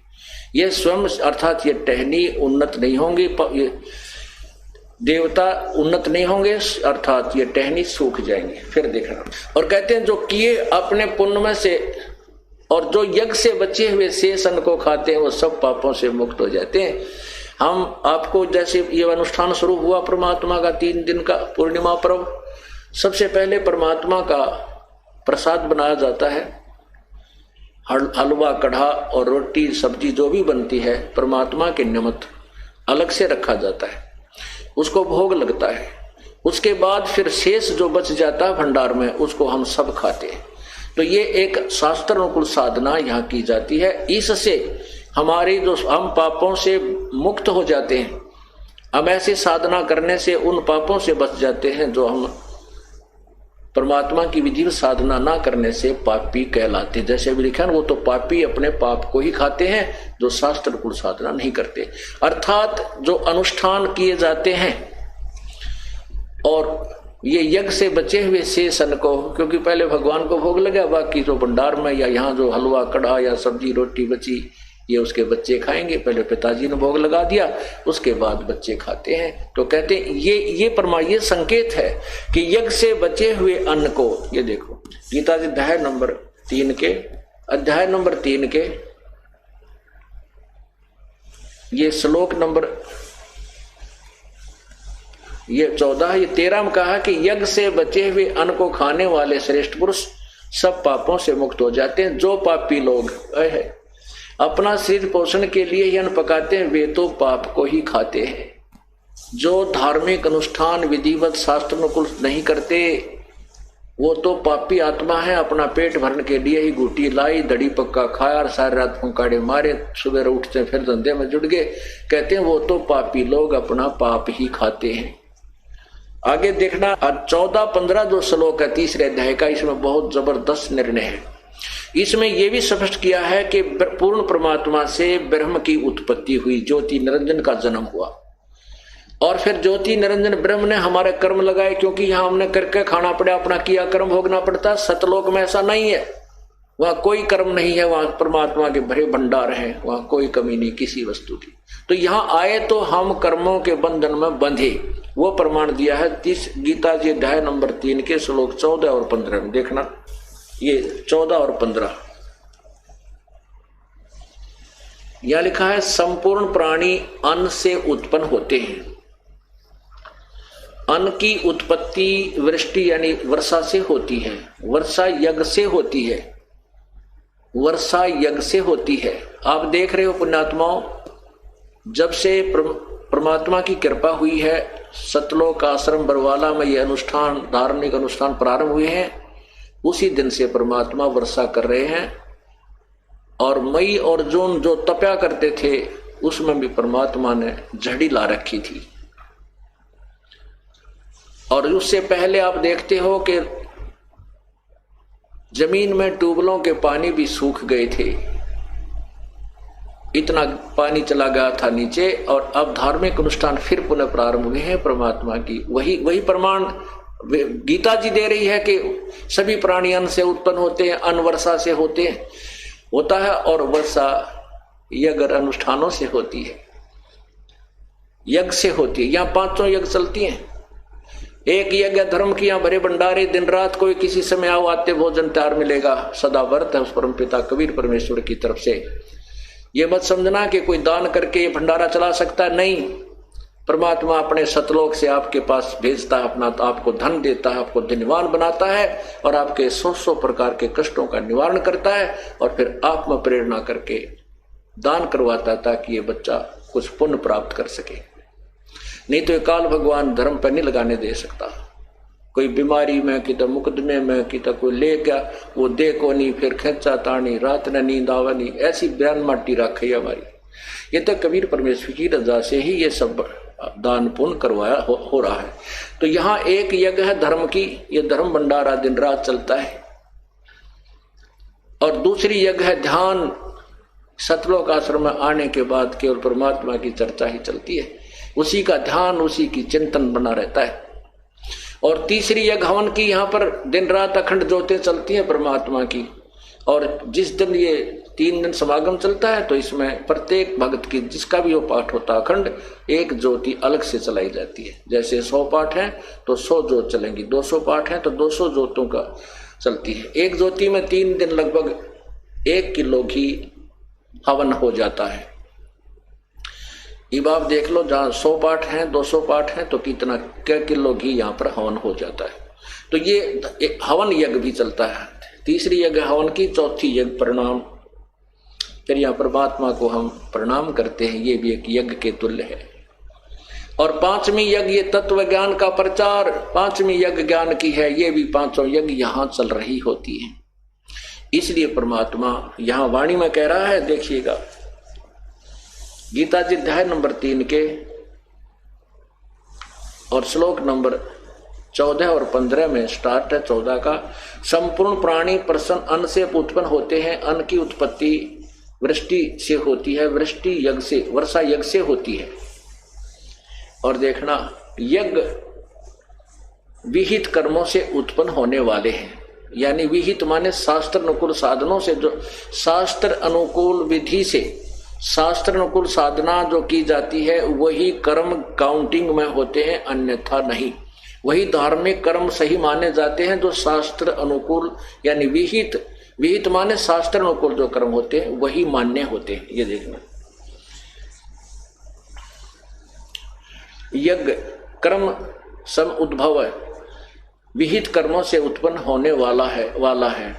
और कर्म समुदाय को, यहां देखो इन्होंने कितनी गलती कर रखी है, ब्रह्मो उद्भवम, वेद से उत्पन्न लिख दिया। कर्मों को नो कहे वेद से उत्पन्न, नहीं, ये ब्रह्म है। और ब्रह्म से उद्भवम, यानी ये कर्म जो हमने यहां करने पड़े ये काल से उत्पन्न हुए। इस काल के लोक में आए, ब्रह्म के लोक में आए तो हमने कर्म करने पड़े, नहीं तो अपने सतलोक में हम बिना किए भगवान दिया करता था। अब ये देखो, इन्होंने ब्रह्म का अर्थ वेद कर दिया। तेरा गजब, वेद माने यहां लिखना था ब्रह्म। ये ज्योति निरंजन किसे, अक्षरम उद्भवम, अविनाशी परमात्मा से उत्पन्न हुआ जान। ब्रह्म, ये जो ब्रह्म है, ये ब्रह्म यानी ज्योति निरंजन को आप अक्षर माने अविनाशी परमात्मा। अविनाशी परमात्मा कौन है? 15वें अध्याय के देखो, जैसे एक मिट्टी का प्याला, चीनी का सफेद कप होता चाय पीने का, और उसकी तुलना में स्टील का प्याला होता है, वो उसकी तुलना में स्टील का प्याला भी अक्सर कहलाता अविनाशी है, लेकिन वो भी अविनाशी नहीं है।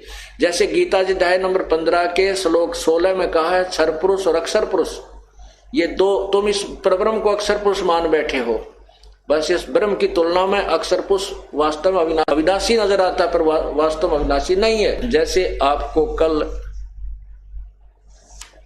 परब्रह्म की आयु बताई थी, कैसे थी कि जैसे एक ब्रह्मा की आयु थी, बताई है आपको कि 1000 चतुर्युग, एक युग चतुर्युग में सतयुग, त्रेता, द्वापर, कलयुग, अर्थात चारों युगों की कुल वर्षों की जो काउंटिंग है 43,20,000 एक चतुर्युग की, 1008 चतुर्युग, उसको हम 1000 मानकर चला करते हैं।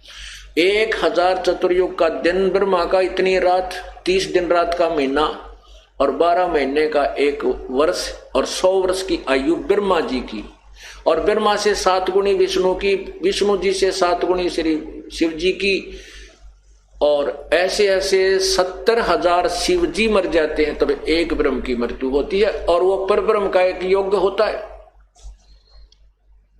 परब्रह्म का एक युग उस जिसको अक्षर पुरुष कहा है गीता जी के अध्याय नंबर 15 के श्लोक 16 में, उस अक्षर पुरुष यानी परब्रह्म का एक युग हो गया। ऐसे 1000 युग की परब्रह्म की रात, इतना ही दिन, 30 दिन रात का महीना, 12 महीने का वर्ष और 100 वर्ष की परब्रह्म की आयु, और फिर भी मृत्यु।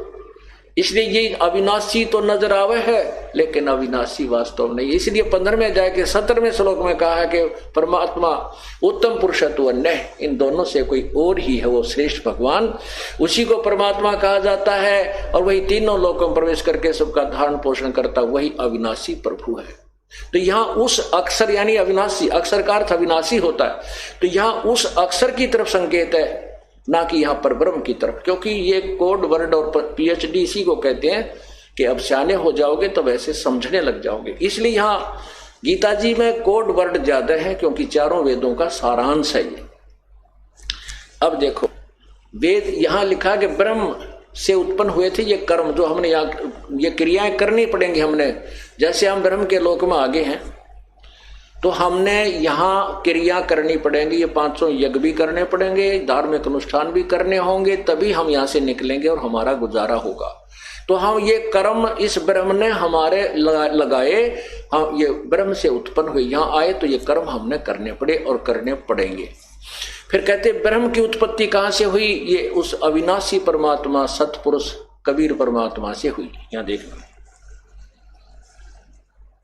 और ब्रह्म को यहाँ ब्रह्म वेद के स्थान में ब्रह्म मानो, ब्रह्म को अविनाशी परमात्मा से उत्पन्न हुआ जान, इससे सिद्ध होता है कि वो सर्वगतम ब्रह्म, सर्वव्यापी परमात्मा वासुदेव, सर्वगतम ब्रह्म माने सर्वव्यापी वो वासुदेव परमात्मा, जिसको गीता जी अध्याय नंबर 7 के श्लोक 19 में कहा है कि बहु नाम जन्मानाम अंते ज्ञानवान माम प्रपद्ये। गीता ज्ञान दाता कहता है कि बहुत बहुत जन्मों के अंत के किसी जन्म में ये ज्ञानी लोग मुझे मेरा ब्रह्म तक की साधना करते हैं, नहीं तो नीचे के देवी देवता माता मसाणियों मुझे रहते हैं। और वासुदेव सर्वमिति स महात्मा सुदुर्लभ, जो सर्वगतम ब्रह्म के बारे में बताने वाला है, उस वासुदेव के बारे में बताने वाला है, सर्वशक्तिमान परमात्मा के विषय में क्या जानकारी देता है कि वही पूजा के योग्य है, वही सर्व का सृष्टि रचनहार है, वही अविनाशी है, उसी की पूजा से मोक्ष होगा। ऐसा महात्मा तो बड़ी मुश्किल से मिलेगा। तो उस सर्वगतम, उस वासुदेव का यहाँ प्रमाण है, वह सर्वगतम ब्रह्म है, जिससे ब्रह्म की भी उत्पत्ति हुई है, वो अविनाशी परमात्मा। यहाँ देखिए,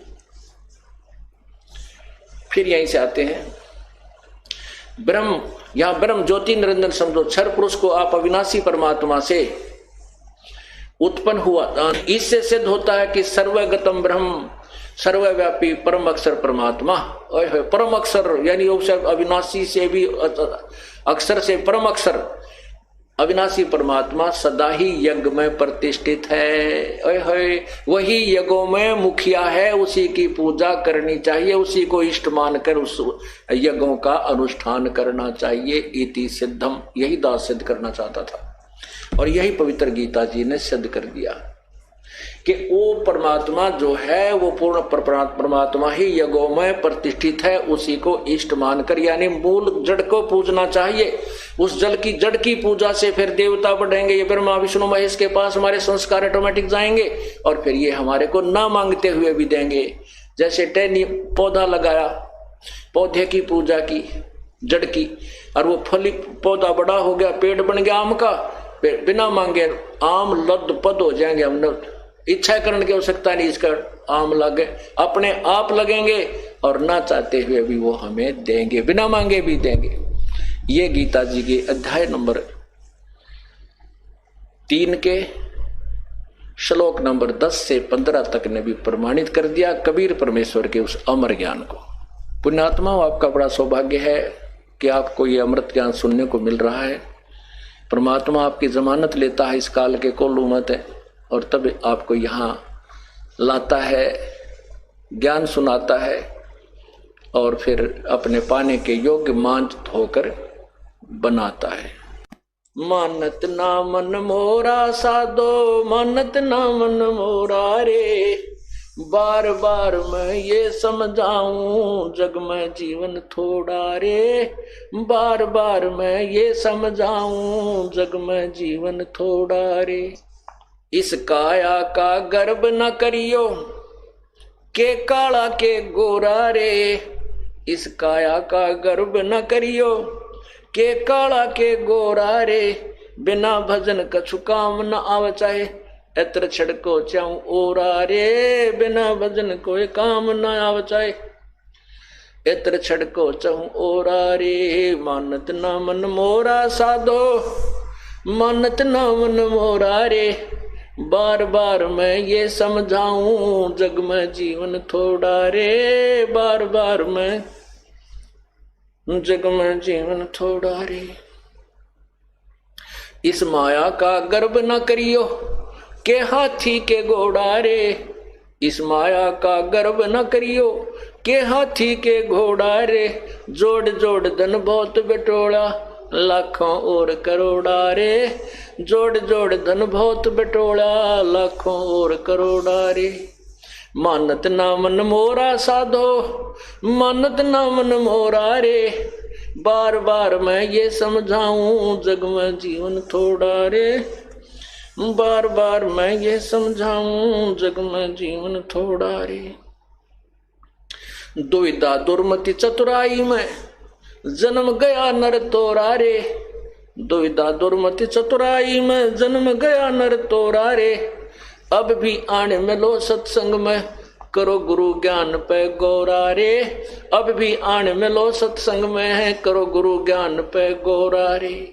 मानत ना मन मोरा साधो, मानत ना मन मोरा रे, बार बार मैं ये समझाऊं जग में जीवन थोड़ा रे, बार बार मैं ये समझाऊं जग में जीवन थोड़ा रे। शरण पड़े को गुरु संभाले जान का बालक भोला रे, शरण पड़े को गुरु संभाले जान का बालक भोला रे, कहे कबीर तुम चरण चित राखो जो सोई में डोरा रे, कहे कबीर तुम चरण चित राखो जो सोई में डोरा रे। मानत ना मन मोरा साधो, मानत ना मन मोरा रे, बार बार मैं ये समझाऊं जग में जीवन थोड़ा रे, बार बार मैं ये समझाऊं जग में जीवन थोड़ा रे। सत साहिब।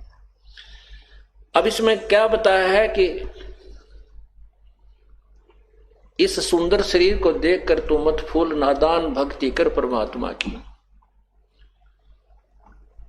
ये शरीर कुछ नहीं है तेरा। जैसे आपने कभी कुत्ता मरा हुआ देखा हो सड़क के ऊपर एक्सीडेंट में, उसकी आंत इतनी दूर तक वो कबाड़ गिरा हुआ होता है, उसकी तरफ देखा भी नहीं जाता। यही व्यवस्था अपने शरीर की है। ऊपर चाम लपेट रखा, अंदर same to same material work है। इस मिट्टी से हमने परमात्मा की प्राप्ति करनी है, इस मिट्टी से हमने सोना बनाना है। मानव शरीर वही मटेरियल है जो अन्य पशु पक्षियों से का बना है, लेकिन इसमें इतनी कृपा की है प्रभु ने कि हमें सद्बुद्धि दी है, बुद्धि दी है। अब हम इससे अपने परमात्मा को पा सकते हैं। आगे क्या बताते हैं कि दुविधा दुर्मति चतुराई में जन्म गया नर तोरारे। दुविधा और दुर्मति, दुविधा यूं है वे पता नहीं ये पूजा हम करते थे कहीं इनको छोड़ दें और दूसरी करने लग जाएं, वो देवता इतना दुखी कर दें। वो तो दुखी करेंगे क्योंकि वो तो सुख देने वाले हैं नहीं, वो आप पे दुखी सारे, कल आपको बताया था। और ये परमात्मा ये सुख देगा, ये दुख देता ही नहीं, इसलिए ये दुर्मति तो हटा दो परमात्मा। और सभी सदग्रंथ गवा दे रहे हैं, साक्षी है इस बात के एक ही परमात्मा है जिसकी पूजा करनी चाहिए। दुर्मति यह है कि हम परमात्मा को चाहते ही नहीं, यही संसारिक सुखों को ज्यादा चाहते हैं। कहते हैं अब भी आन मिलो सत्संग में और करो गुरु ज्ञान पर गौराई। गौरा माने ध्यान दो, इस पर गौर करो। जो ज्ञान दिए जाते हैं परमात्मा कहते हैं ये बातें कहन सुन की नहीं है, ये कर पाड़ने की है। फिर क्या बताते, शरण पड़े को गुरु संभाले जाने का बोल को भोला रे।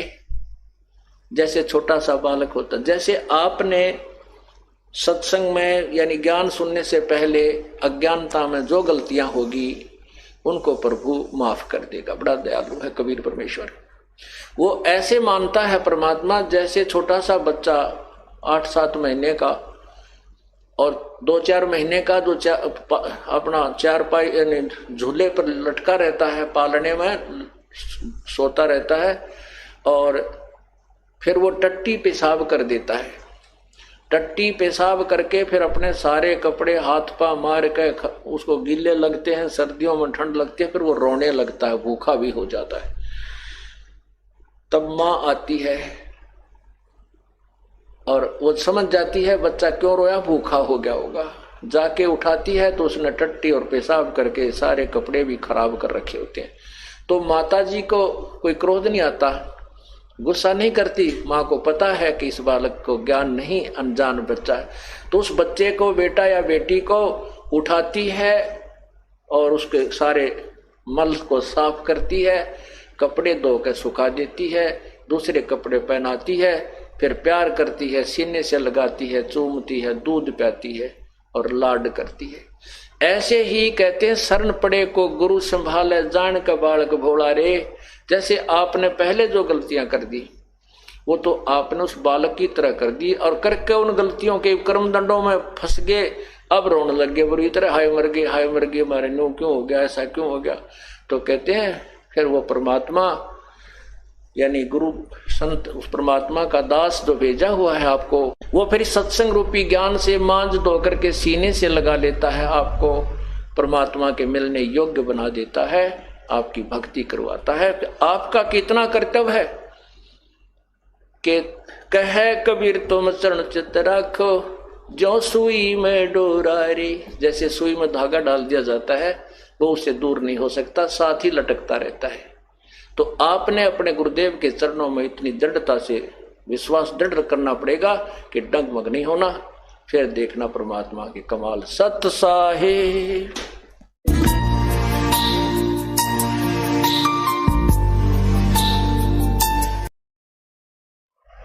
अगर आप ये वीडियो YouTube पर देख रहे हैं तो हमारे चैनल को सब्सक्राइब करें और बेल आइकन को दबाना ना भूलें। अगर आप Facebook पर ये वीडियो देख रहे हैं तो हमारे पेज को लाइक करें।